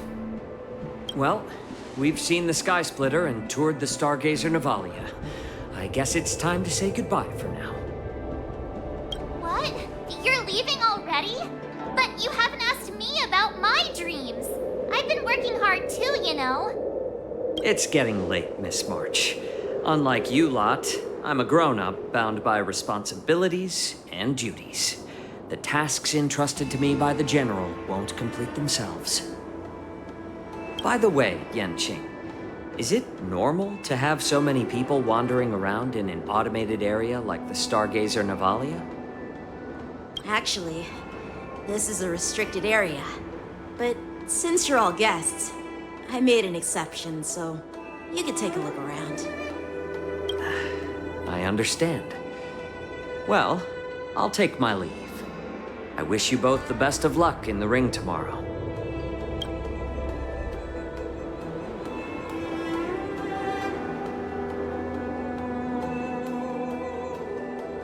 Seriously? I just spent so much time thinking about my dream, but he didn't even ask me. Now that we're done with our tour of the Sky Splitter, shall we continue with our training? Why don't we take a day off? What? You want to secretly practice swordplay by yourself? Dream on. You know cramming before a fight never works out. For some reason, seeing the Sky Splitter has boosted my confidence. So, I've decided to conserve my strength for tomorrow. All right, I'll take you out of the Stargazer Navalia.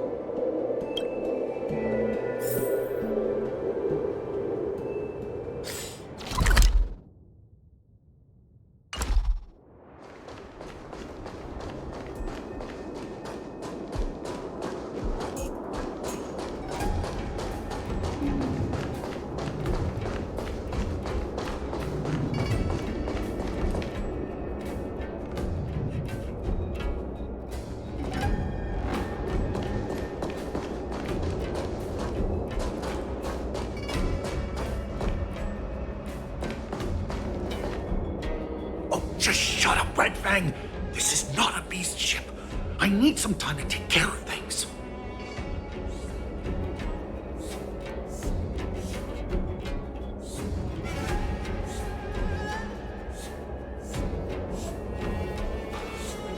You willingly donned the skin of a lowly beast to join this mission, dedicating yourself to our glorious cause. And now you're telling me you can't handle it? Do you realize how many ships we need? I'm doing my best, all right? It takes time to figure all this out. When the guns go off tomorrow, all eyes will be on it. That'll be our only chance. How's that? Who's there?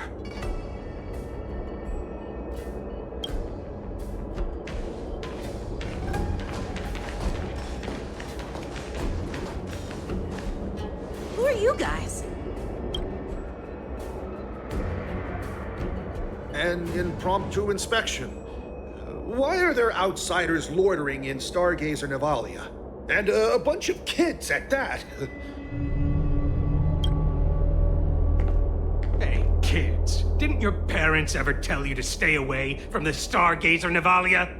I know it's an automated facility, but it doesn't mean you can just break in and do what you want.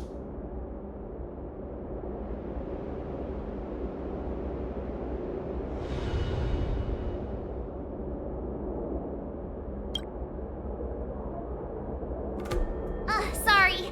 I'll take the little ones away right now. Big sis, let's go. I want to play in Everhunt Plains.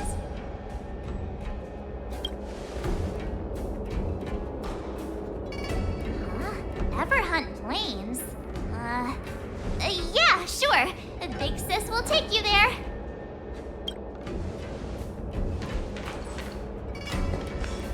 Chua! You should have let me. Shh, the overhaul is done, and everything looks good. We should leave.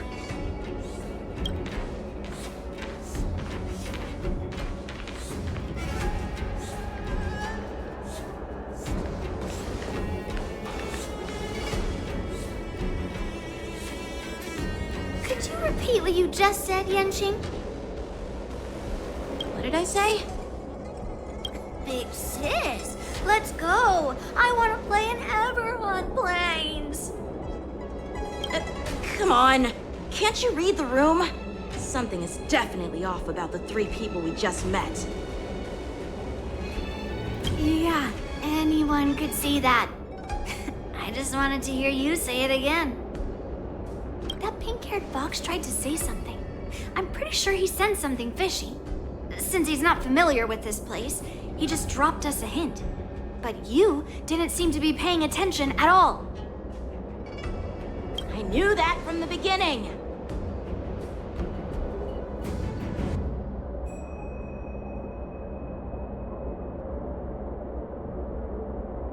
That Cloud Knight didn't recognize Master Yenqing at all. That's really weird. What? Is he famous on the Lavu or something? Not even the Cloud Knights on the Juming, who all know my glorious name, might recognize my face. You have a point.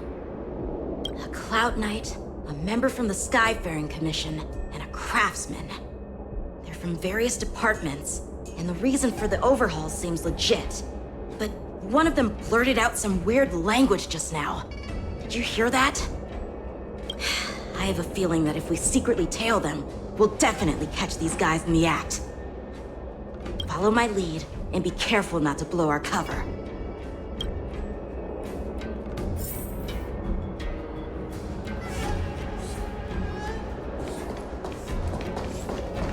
Never mind who they are. Let's just film them. Don't get too close, Miss March. They might spot you.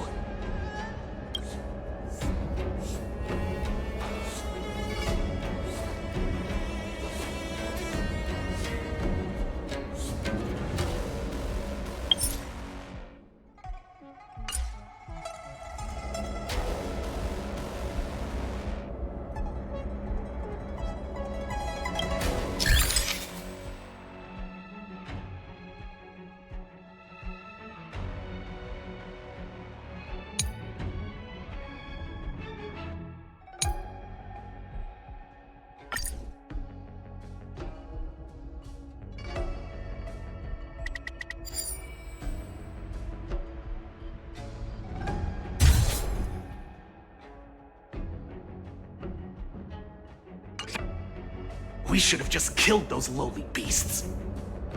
Those little brats won't take up much space. There are boxes all over this place. Just dump them into one and no one will notice. Cut the theatrics, Grulok. Even the slightest slip-up could interfere with Lord Moktok's plans. So where are we heading next? To check the freight skiffs. We've got a lot of preparations to do. Also, don't forget to take those crates with you. Weapons, supplies. We've got to be well prepared. Otherwise, we're screwed. So, are they smugglers? What exactly are they up to? I have no clue, but they seem to be moving those crates. I've got an idea. We can hide inside the crates and follow them.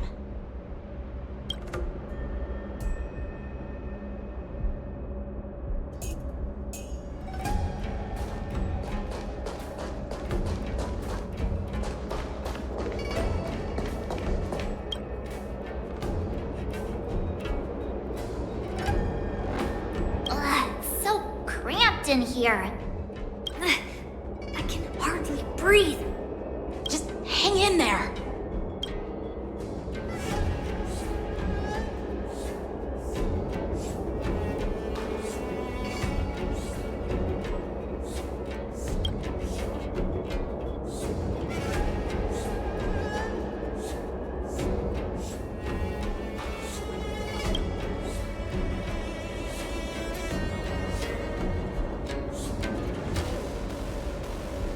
Let's just put the cargo here for now, all right?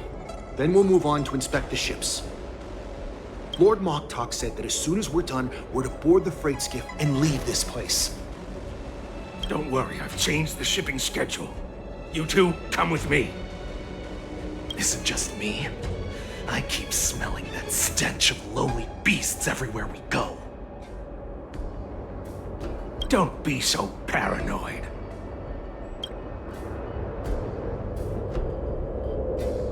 Looks like they're planning to escape on the skiffs in Stargazer Navalia.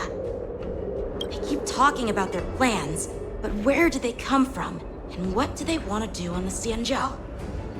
They're definitely up to something bad. Wait, they disappeared! Let's catch up to them.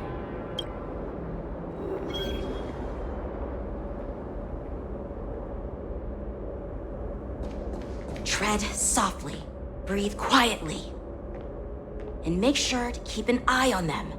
Hide out of sight as soon as there's any sign of activity.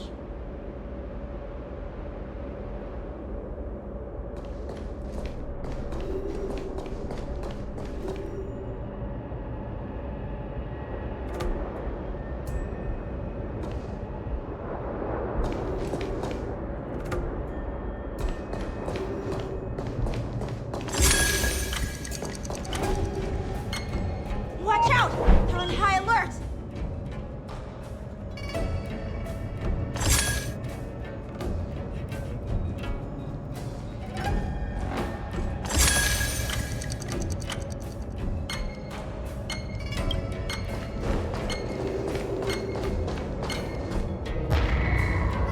Looks like they're planning to escape on the skiffs in Stargazer Navalia. They keep talking about their plans, but where do they come from?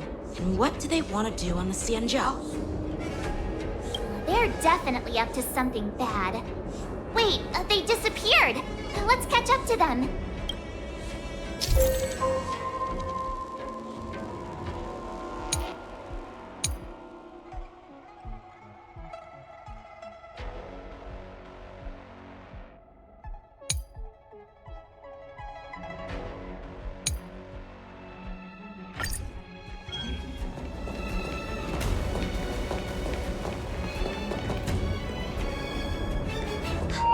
Did he spot us?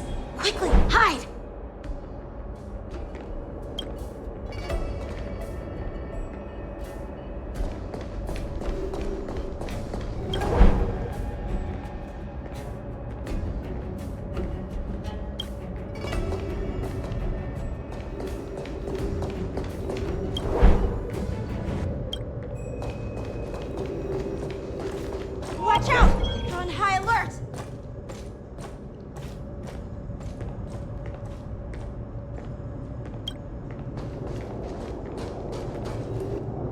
be so paranoid. We're running out of time. Get over here! Shuhard, I'm coming!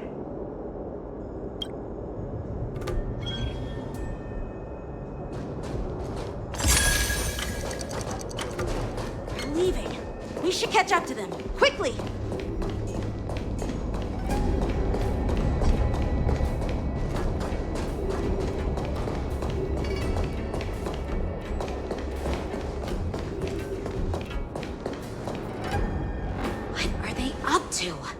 They're all wearing official uniforms, but I'm pretty sure they're not members of the Skyfaring Commission, the Artisanship Commission, or the Cloud Knights. This is way too suspicious. Never mind who they are. Let's just film them. That way, if they do anything bad, we'll have solid evidence against them.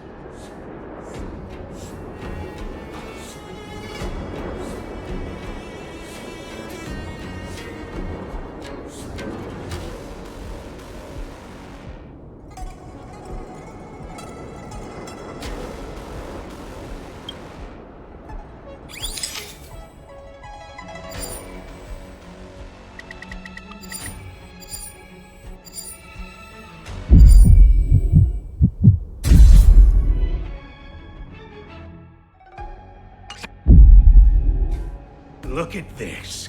A freight star skiff with enough room to fit at least 20 of my men. I'll let the others know and have them prepare more star skiffs. Once we're past the checkpoint, there will be beast ships waiting for us.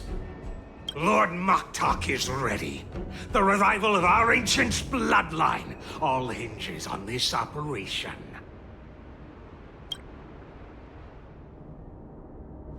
What did he just say? Beast ships?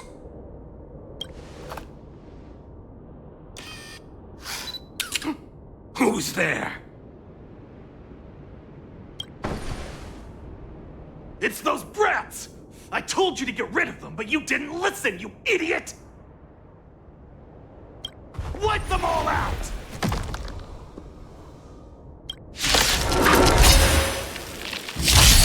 Borison? Adusa! Die, you lowly beasts!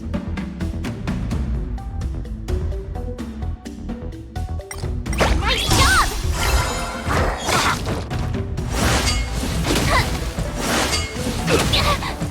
I'll catch up. That's it! A hero's life is hard. Let the show begin!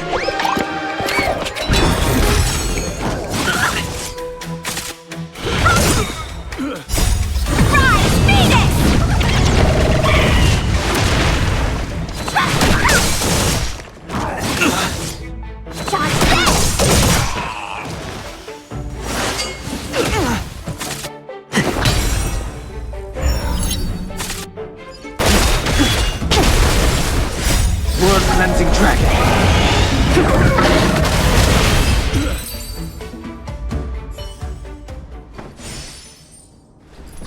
How is this possible? How did these Foxians change their appearances like that? They're not Foxians at all. They revealed their true form. They're Borison, just like the bandits I defeated on the IPC ship. Wait, that means...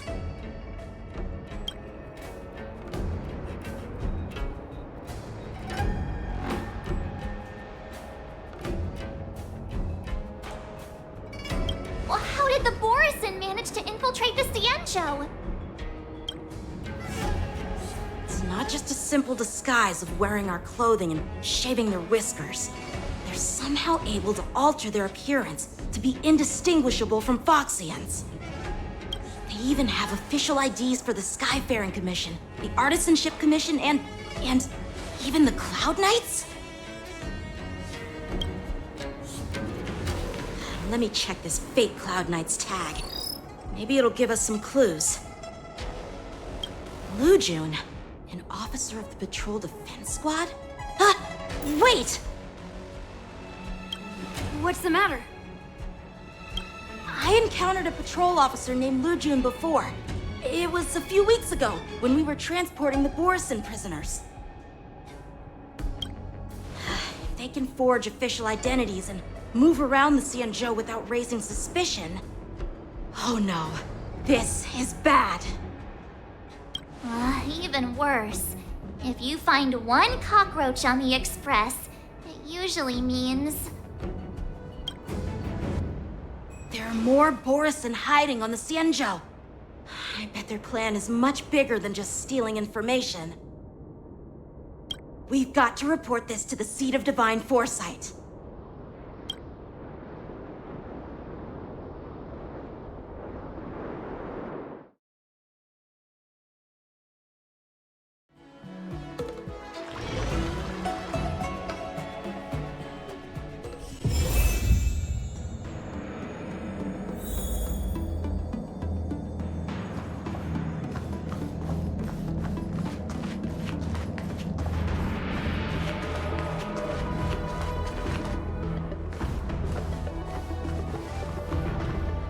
I am glad to finally meet you in person, guests from the Astral Express.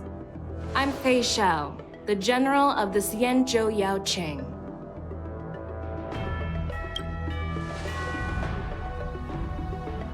Let me introduce our guest to you. The one dressed in green. He's the reincarnation of Imbibitor Lune, and the person behind him is the newest member of the crew. I've heard a lot about you. Outside the reports from the Law Fu, the Skyfaring Commission of the Yaoqing has also gathered plenty of information about both of you. I've been eager to meet you face to face for reasons that I'm sure General Jing Yuan has explained, right?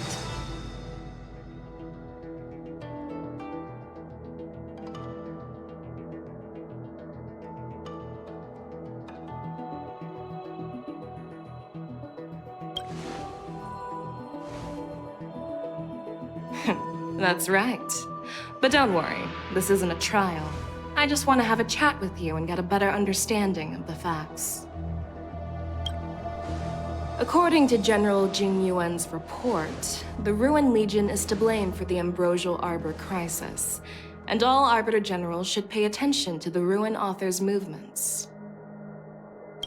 Over the years, the Destruction's minions have wreaked havoc on countless worlds, and the Alliance has been keeping an eye on them, but no one expected them to join hands with the remnants of the Abundance.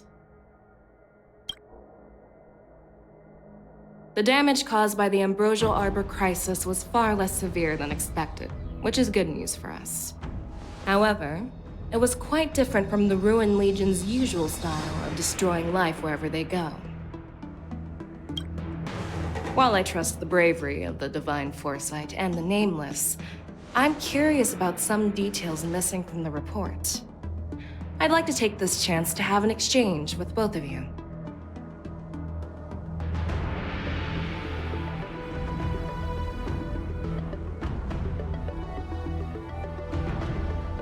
Let me be clear. The questions I'll ask might not reflect my actual thoughts, so please don't take offense if any of my questions seem a bit harsh.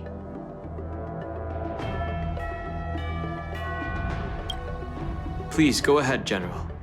But keep in mind, we can only answer based on what we know. And perhaps you already have the answers to your questions in your heart.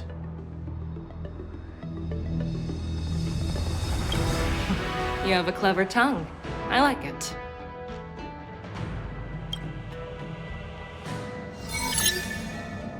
The Merlin's claw is quite articulate. Right now, her intentions are unknown, and Jing Yuan wants us to be honest. Maybe I'll just stick to the facts we know.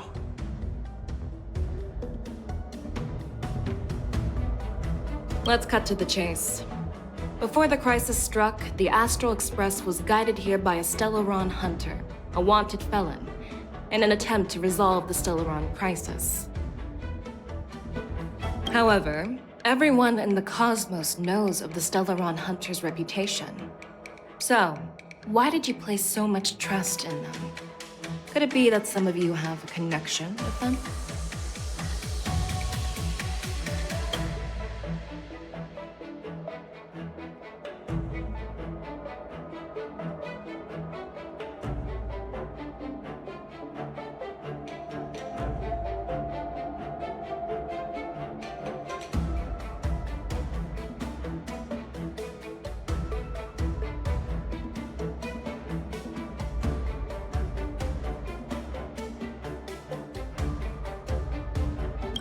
from the Lafu, there are many other worlds suffering from Stellaron corrosion.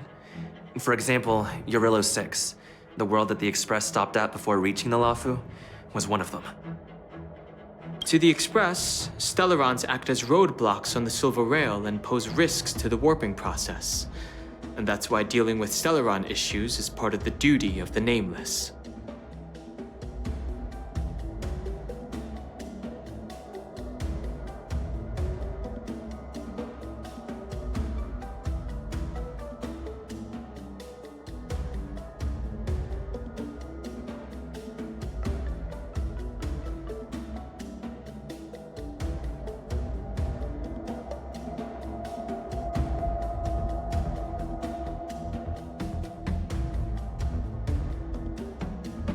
Ah, I've heard about those problems caused by Stellarons. The Express connects various worlds, so it makes sense for you to take care of this.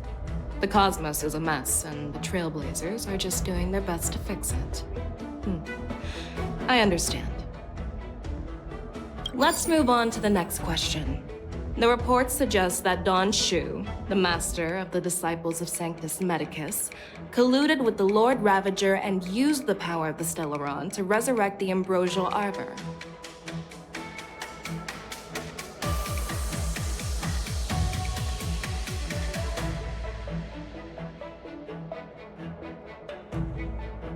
But here's the thing. Don Shu was just a chief alchemist. Even if she colluded with our enemies and summoned the Stellaron, how did she manage to bypass the Videodora guards around the Ambrosial Arbor?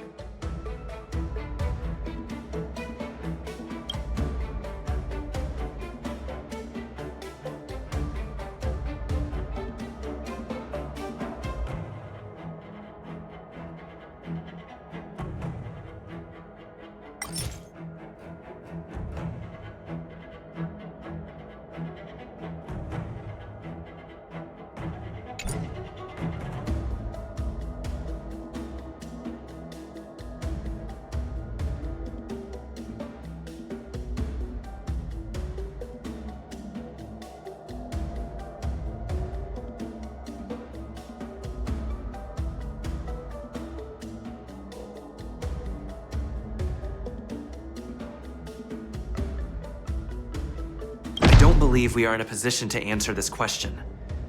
We Nameless came here to resolve the Stellaron crisis, and we cannot be expected to know the details of Don Shu's conspiracy. You make a valid point. That's how innocent people should react. Let's skip this question for now.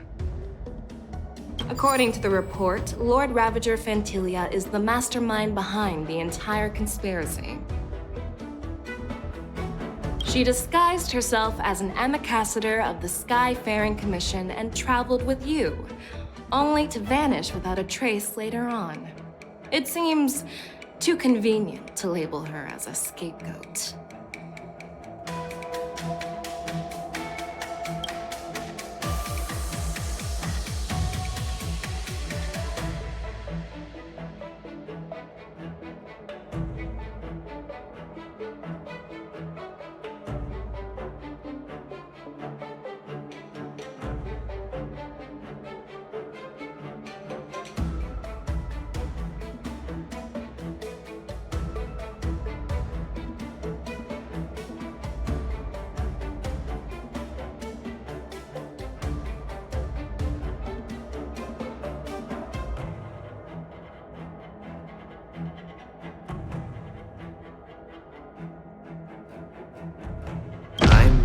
Not sure how to answer that question.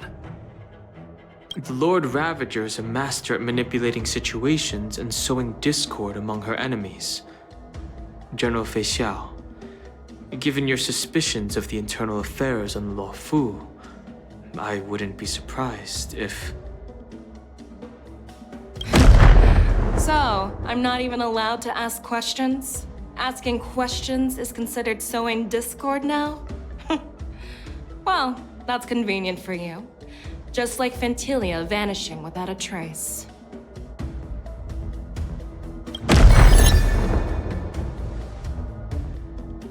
Oh, it seems that your answers have addressed all my questions. Generals, I am finished with my questioning. So, what do you think, General Fei Shao? Have the doubts in the report been cleared up? The two nameless have been honest in their answers. Even though there are some tricky details, my intuition tells me there is nothing wrong. However, the 3 questions I posed earlier were not just for the nameless, but for you too, General Jing Yuan. First, the disciples of Sanctus Medicus grew uninterrupted on the Law Fu, yet the 6 charioteers were not aware of it.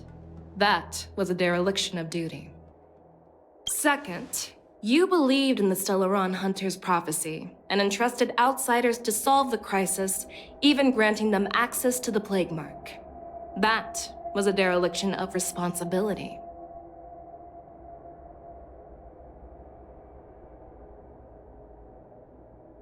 Third, you insist on holding the Wardance right after the Ambrosial Arbor crisis, putting the Lawfu back in the spotlight. That is a dereliction of wisdom. Merlin's Claw. Is this your line of thinking? Or the 10 Lords? From the moment I walked in, I made it clear that the questions I'd ask might not reflect my actual thoughts. The disciples of Sanctus Medicus were deeply rooted and had been plotting for a long time. I admit it was my negligence for not noticing it earlier.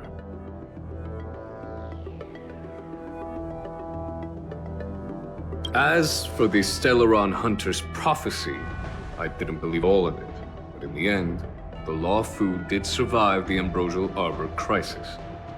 So, I think it's safe to say that Elio's prophecy about the future holds some merit. And as for the Wardance, do you think I'm unaware of the risks? However, risks can also be opportunities. The Law Fu has lain low for too long. I believe it's time to stir up the dregs hidden in the depths and wash them away once and for all. Just as I expected from our sophisticated divine foresight. You have a way with words. I like it. But, unfortunately, ever since the report was submitted, the Alliance has been filled with rumors and speculation. Even within the Law Fu, there are people accusing you of neglecting your duties, resulting in the Ambrosial Arbor's resurrection. So what are your thoughts on all of this, General Fei Shao? As a fellow Arbiter General, I fully understand the difficulties of this position. Personally, I think all these rumors are meaningless drivel. Across the sea of stars, the divine foresight knows better than anyone else what happened on the Law Fu and the meaning behind it. Just as what happened on the Xianzhou Yaoqing recently. You mean the Xianzhou Yaoqing is also... The scouts of the Verdant Knights have sent back reports that Borisin are making trouble again. The Borisin packs that were once divided and scattered have started swallowing each other up, forming larger and larger packs. Moreover, there's an entity named Mongus behind it all. An entity? According to the report, this entity isn't actually a Borisin. It's a woman claiming to be the messenger of the Master of Immortality. She's described as having 12 faces and 12 pairs of fangs, as cruel as poison and as elusive as quicksand. The Borisin believe she'll give them a chance to rise again. That's Ventilia. That's right. You're lucky that I'm the one who came this time. If it were the Patina Justice or the Seer Strategist, this conversation might not be so friendly. I've always had faith in my instincts, so I don't doubt your good intentions. But the Alliance has its fair share of questions and doubts about the Law Fu. So, my plan is to come up with an acceptable answer to satisfy the Alliance. What's in this plan, General Fei Shao? General Jing Yuan, you already know what has to be done. But since you don't want to be the bad guy, I'll take care of it for you. You need the final word from the Ten Lords Commission to quell any doubts. And for that, I'll have to ask the two Nameless to visit the Shackling prison. No, I'm not imprisoning you. While you're there, I'll ask a judge in the Ten Lords Commission's Interrogation Division to record a detailed testimony with the karmic mirror from both of you. We'll fill in the gaps that weren't covered in the report and silence any protests within the Alliance. I'm okay with that.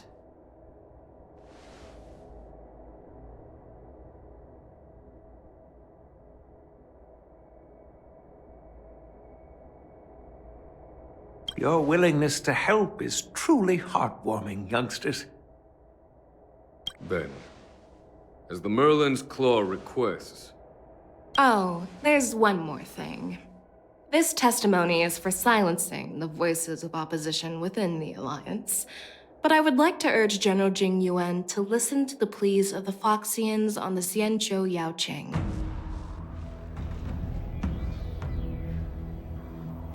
So, you are here for Hule. Exactly. Hule is locked up in the Lawfu's Shackling prison. Since he is the broodlord of the Borsen, I want to transfer him onto the Xianzhou Yaoqing and imprison him there. The recent movements of the Borsen suggest they're planning something big, so we must act preemptively. It makes sense to have the Foxians keep an eye on their arch-nemesis. Since you trust my judgment, I'll repay that trust. What do you think about all this, General Huayan? I was worried this would turn into a heated argument, but it seems like both of you are on the same page, solving each other's problems. I couldn't have asked for a better outcome.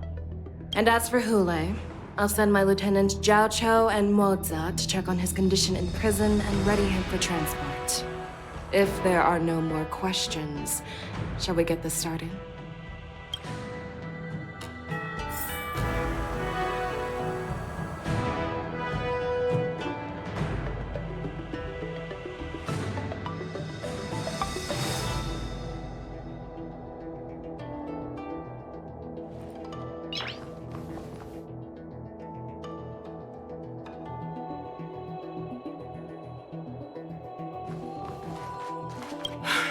I'm really sorry about all this.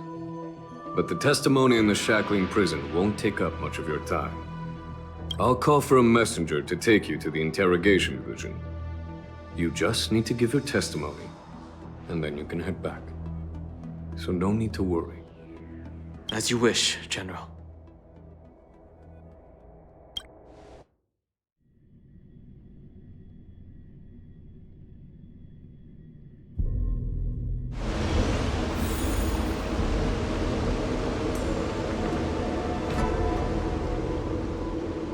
As General Jing Yuan requested, everything is prepared for your arrival, and I am here to receive you. The judges at the Interrogation Division also know your purpose in coming.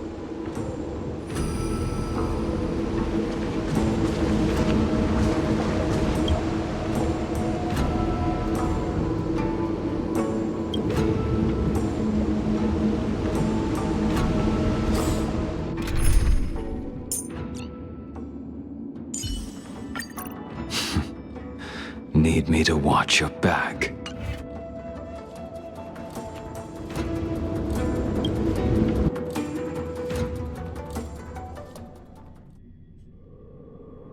The Shackling prison. I didn't expect to be back here after all these years.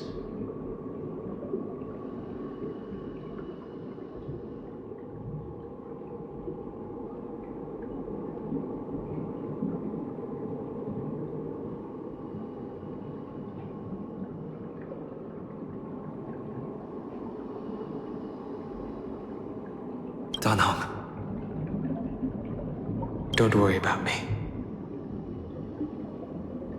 If you're ready, I'll open the gate for you.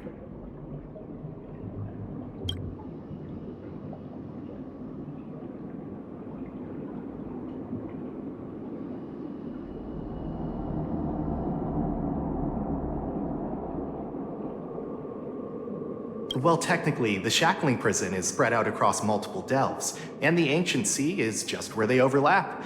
Please, come on in, dear guests.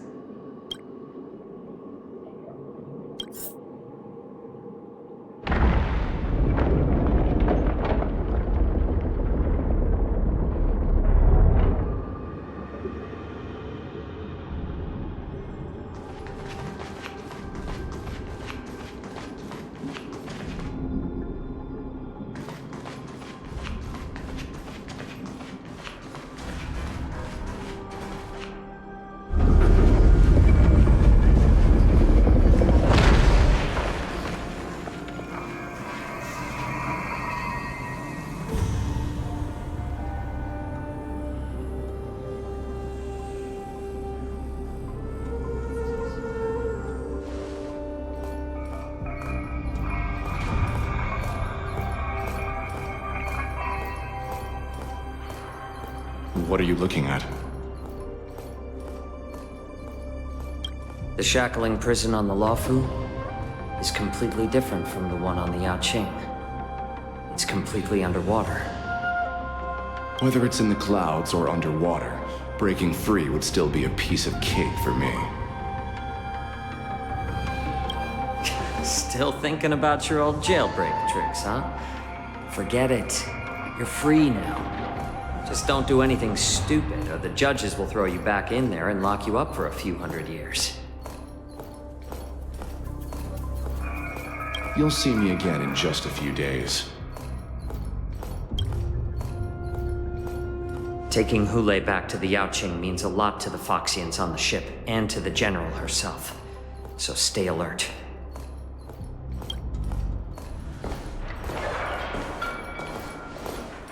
Guests, my name is Shui Yi, and I'm here on orders from the Incarceration Division of the Ten Lords Commission.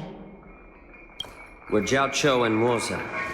General Fei Xiao sent us to extradite the Borisin criminal Hule to the Yaoqing.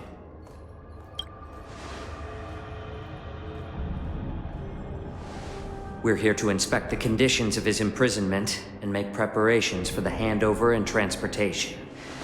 I assume you've been briefed, Your Honor. Your visit request has been approved. I'll be your guide for this trip. Prisoner Hule, the warhead and brood lord of the Borisin Abominations of Abundance and the arch-nemesis of the Foxians, is responsible for 2,123 wars of aggression and countless associated crimes. Due to his heinous acts, he has been imprisoned in the depths of the shackling prison and subjected to the punishment of the Forest of Swords until the end of time. He shall never be pardoned. No need to repeat his crimes and sentence, Your Honor. He is the greatest enemy of us Foxians. The stories of his atrocities are used to terrify our children. I'm well aware of every crime he's committed. Let's move on to the next step. When it comes to visiting criminals, there are rules in place to ensure your safety. I know you've heard legends about Hule since you were children, but your knowledge about him is likely very limited. Only the judges of the Ten Lords Commission truly know what kind of abomination is locked up at the bottom of the shackling prison.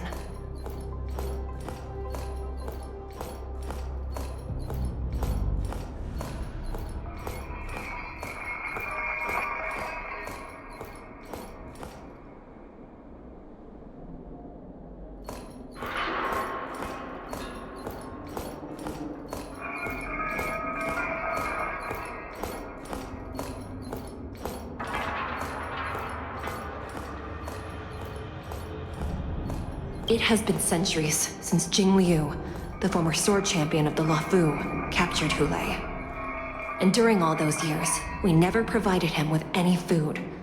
Yet he somehow managed to stay alive. It defies all the documented physical characteristics of the Borisin.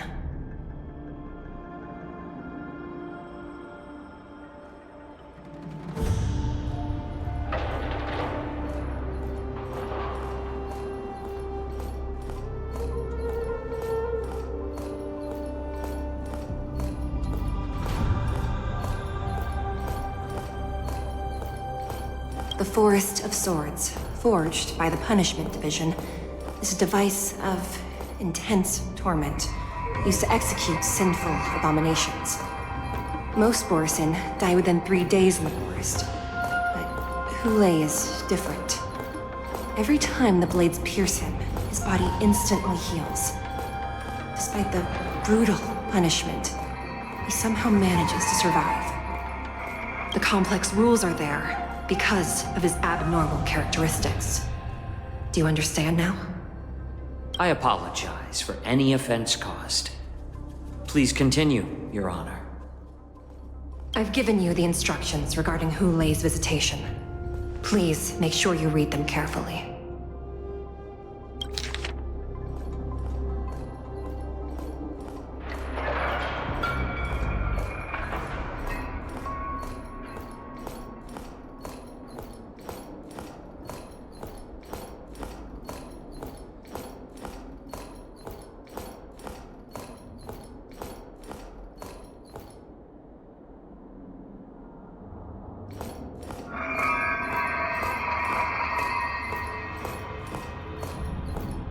And please, take this pellet before proceeding. No, I'm not taking random medicine. Then you won't be allowed to visit Hulei. Just swallow it already. Hulei is like all Borisin. He can release a pheromone called lupatoxin that induces fear. Thousands of years ago, we Foxians were enslaved by the Borisin. Not because we were naturally weaker, but because of their lupatoxin. This pill is for our own mental well-being. I understand. I knew you were a reasonable person. Now that we've taken the medicine, let's proceed.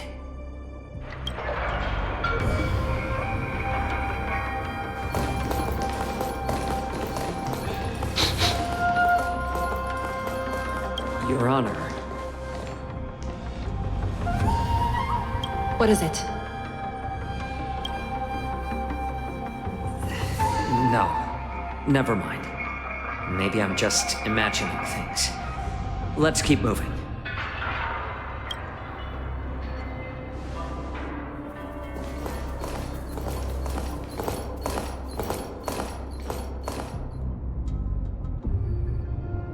Here we are. Her Honor hasn't arrived yet. Please wait a moment.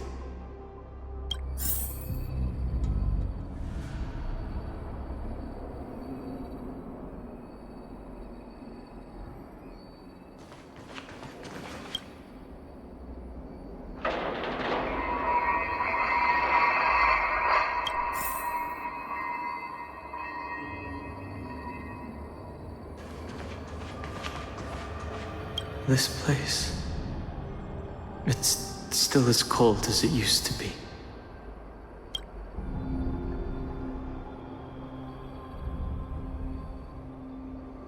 Sorry, I was just reminiscing about some unpleasant memories.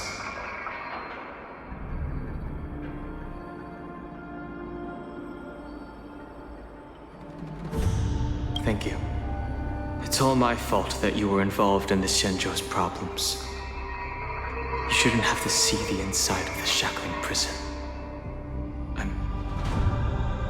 I'm so sorry. I wish I could show you the real sights of the Luofu.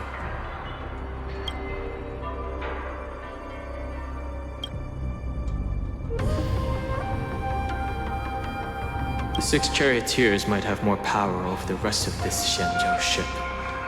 But here, in the shackling prison, is the judges of the 10 Lords Commission who call the shots.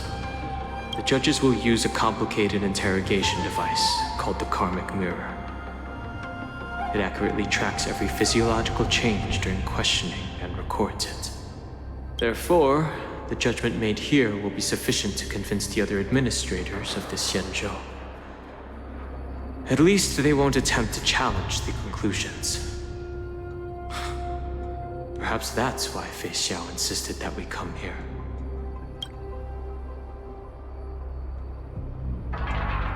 Okay. But watch your step. The This place is not like the others.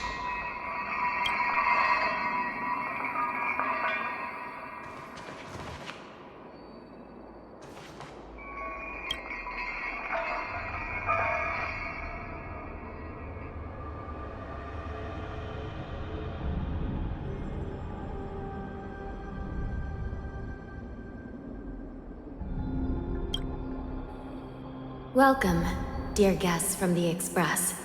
Judge Hanya of the Interrogation Division. We've met before.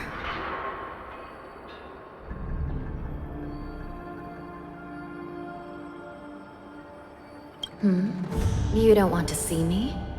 Well, in that case, I can call in the judge who's an expert in acupuncture, or the one who's handy with axes and saws, or the one who knows all about whips and ropes. We've got plenty of options here, and we'll find one that suits your taste. Just kidding. We judges work in shifts, and it just happens to be my shift. Maybe we're destined to cross paths. Please allow me to express my gratitude to you again for subduing the demons in the Fixtral Garden. Looks like while March 7th and I were clueless, you already made many friends on the Xianzhou Luofu.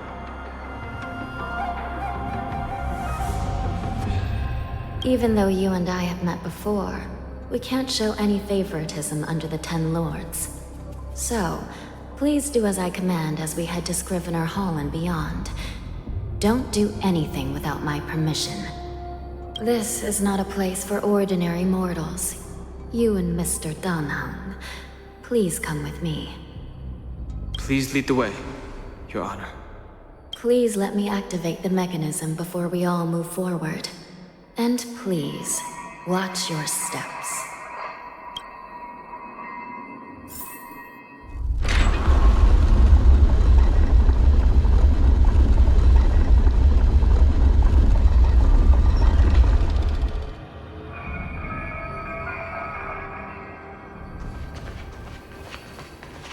Be very careful and watch your step as you make your way through. The terrain inside the shackling prison is treacherous. One wrong move, and you could end up plunging into the depths. And if you're really unlucky, you might be frozen solid or burned to a crisp before anyone can help you. But with your skills, I don't think you need to worry about that.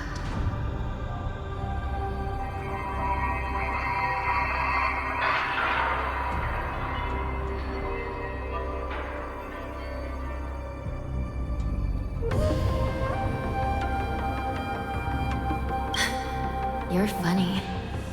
This prison does contain many layers. We even brought in Vidyadhara Ichor line craftsmen to introduce the ingenuity of Delve enchantment. What you're seeing now is just one part of the shackling prison. Perhaps. Judging from the appearance, much of the architecture in this prison has a Vidyadharan style. So, perhaps they did have a hand in building this place back then. As for how many floors there are, well, not even us judges know for sure. But there's a legend among us judges that a short-life prisoner once tried to escape, but ended up falling into the depths. And when we found him at the bottom, he was already an old man on the brink of death. Did he spend his whole life falling? Or did some long-life prisoner drain his life essence? We'll never know. Anyway, please don't try anything like that. Please, come this way.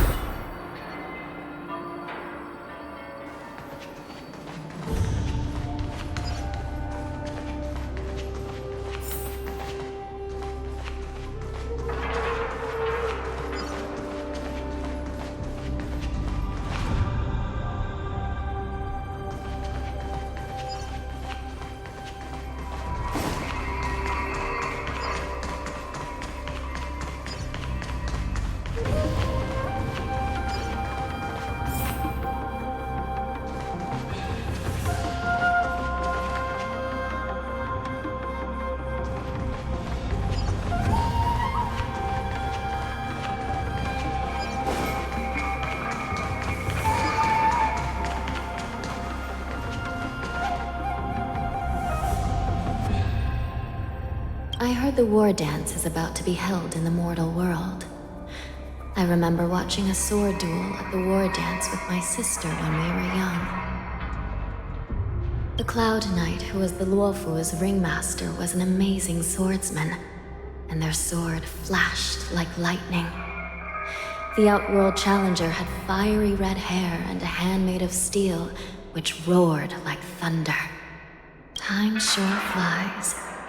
Now, both my sister and I are residents of the Netherworld, and we will never again feel the thrill of a competition. Are there a lot of people in Starskiff Haven due to the war dance?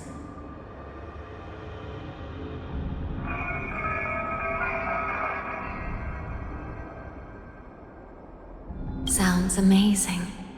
It's a shame I'm too busy to attend. But even if I could, I'd probably just scare people off with my current appearance.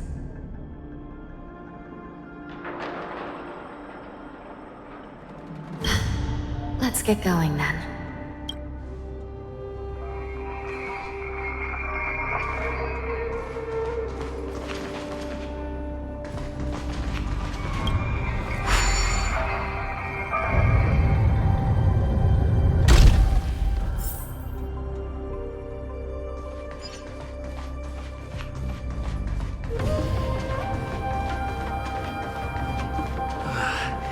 It's freezing. This place is filled with the cold air from the northern peak of the polar delve. Even the toughest long-life species would have a hard time enduring. Did you hear something just now? Let me check it out.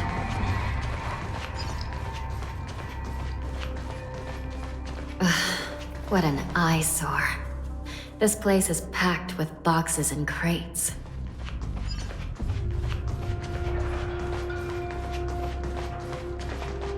These crates, they look oddly familiar.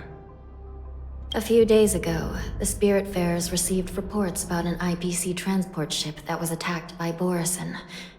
Then, a bunch of those abominations were dumped into this place. I had a feeling there would be trouble during the war dance, but throwing both the pirates and the cargo in jail? That's a new one.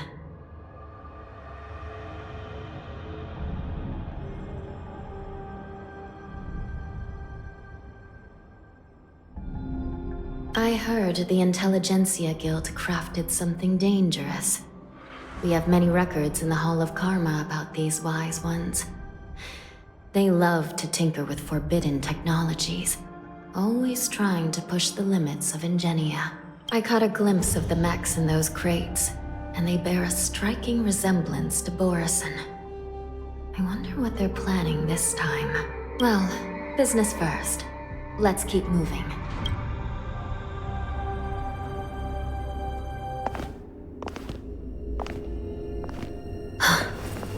Strange. I don't remember checking the containment facilities a second time.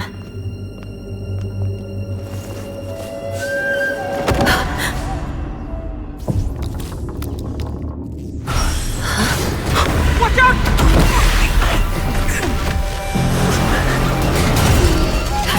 Emergency! All wardens prepare for action! Emergency! All wardens prepare for action!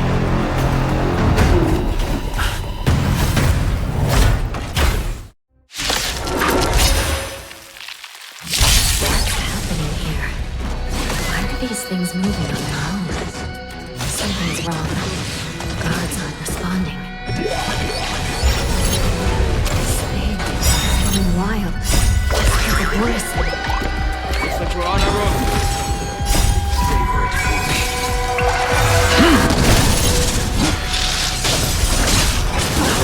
Dreams do come true. Break!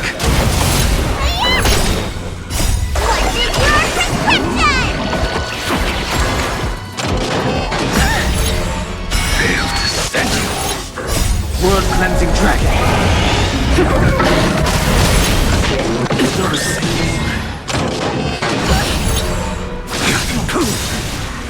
Savor it for me. Let's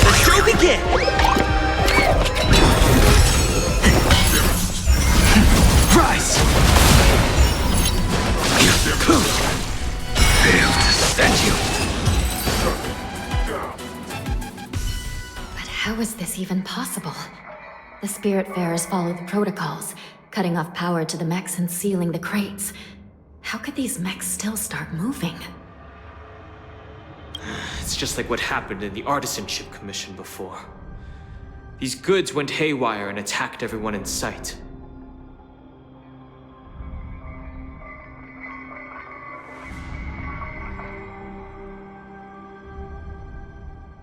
The Alchemy Commission members examined them and found some unusual structures within. These things showing up in the Shackling prison can only mean one thing. A prison break. And whoever delivered these goods clearly wanted them to go through the Xianzhou's strict inspection process to show the Skyfaring Commission and Cloud Knights how dangerous they were. They wanted these mechs to end up right here in the Shackling prison.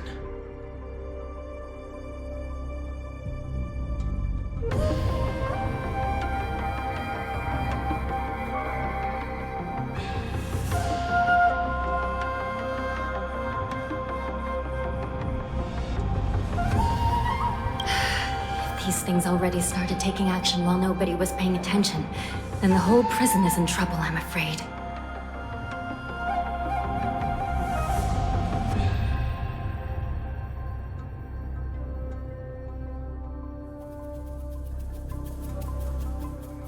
And to make things worse, another group of visitors just entered the depths of the Shackling prison. The messengers from the Xianzhou Yaoqing. And the prisoner they came to visit might be the target whom these wolf-shaped mechs were delivered here for. If that vicious beast manages to break free, it will be a catastrophe for the Xianzhou Luofu.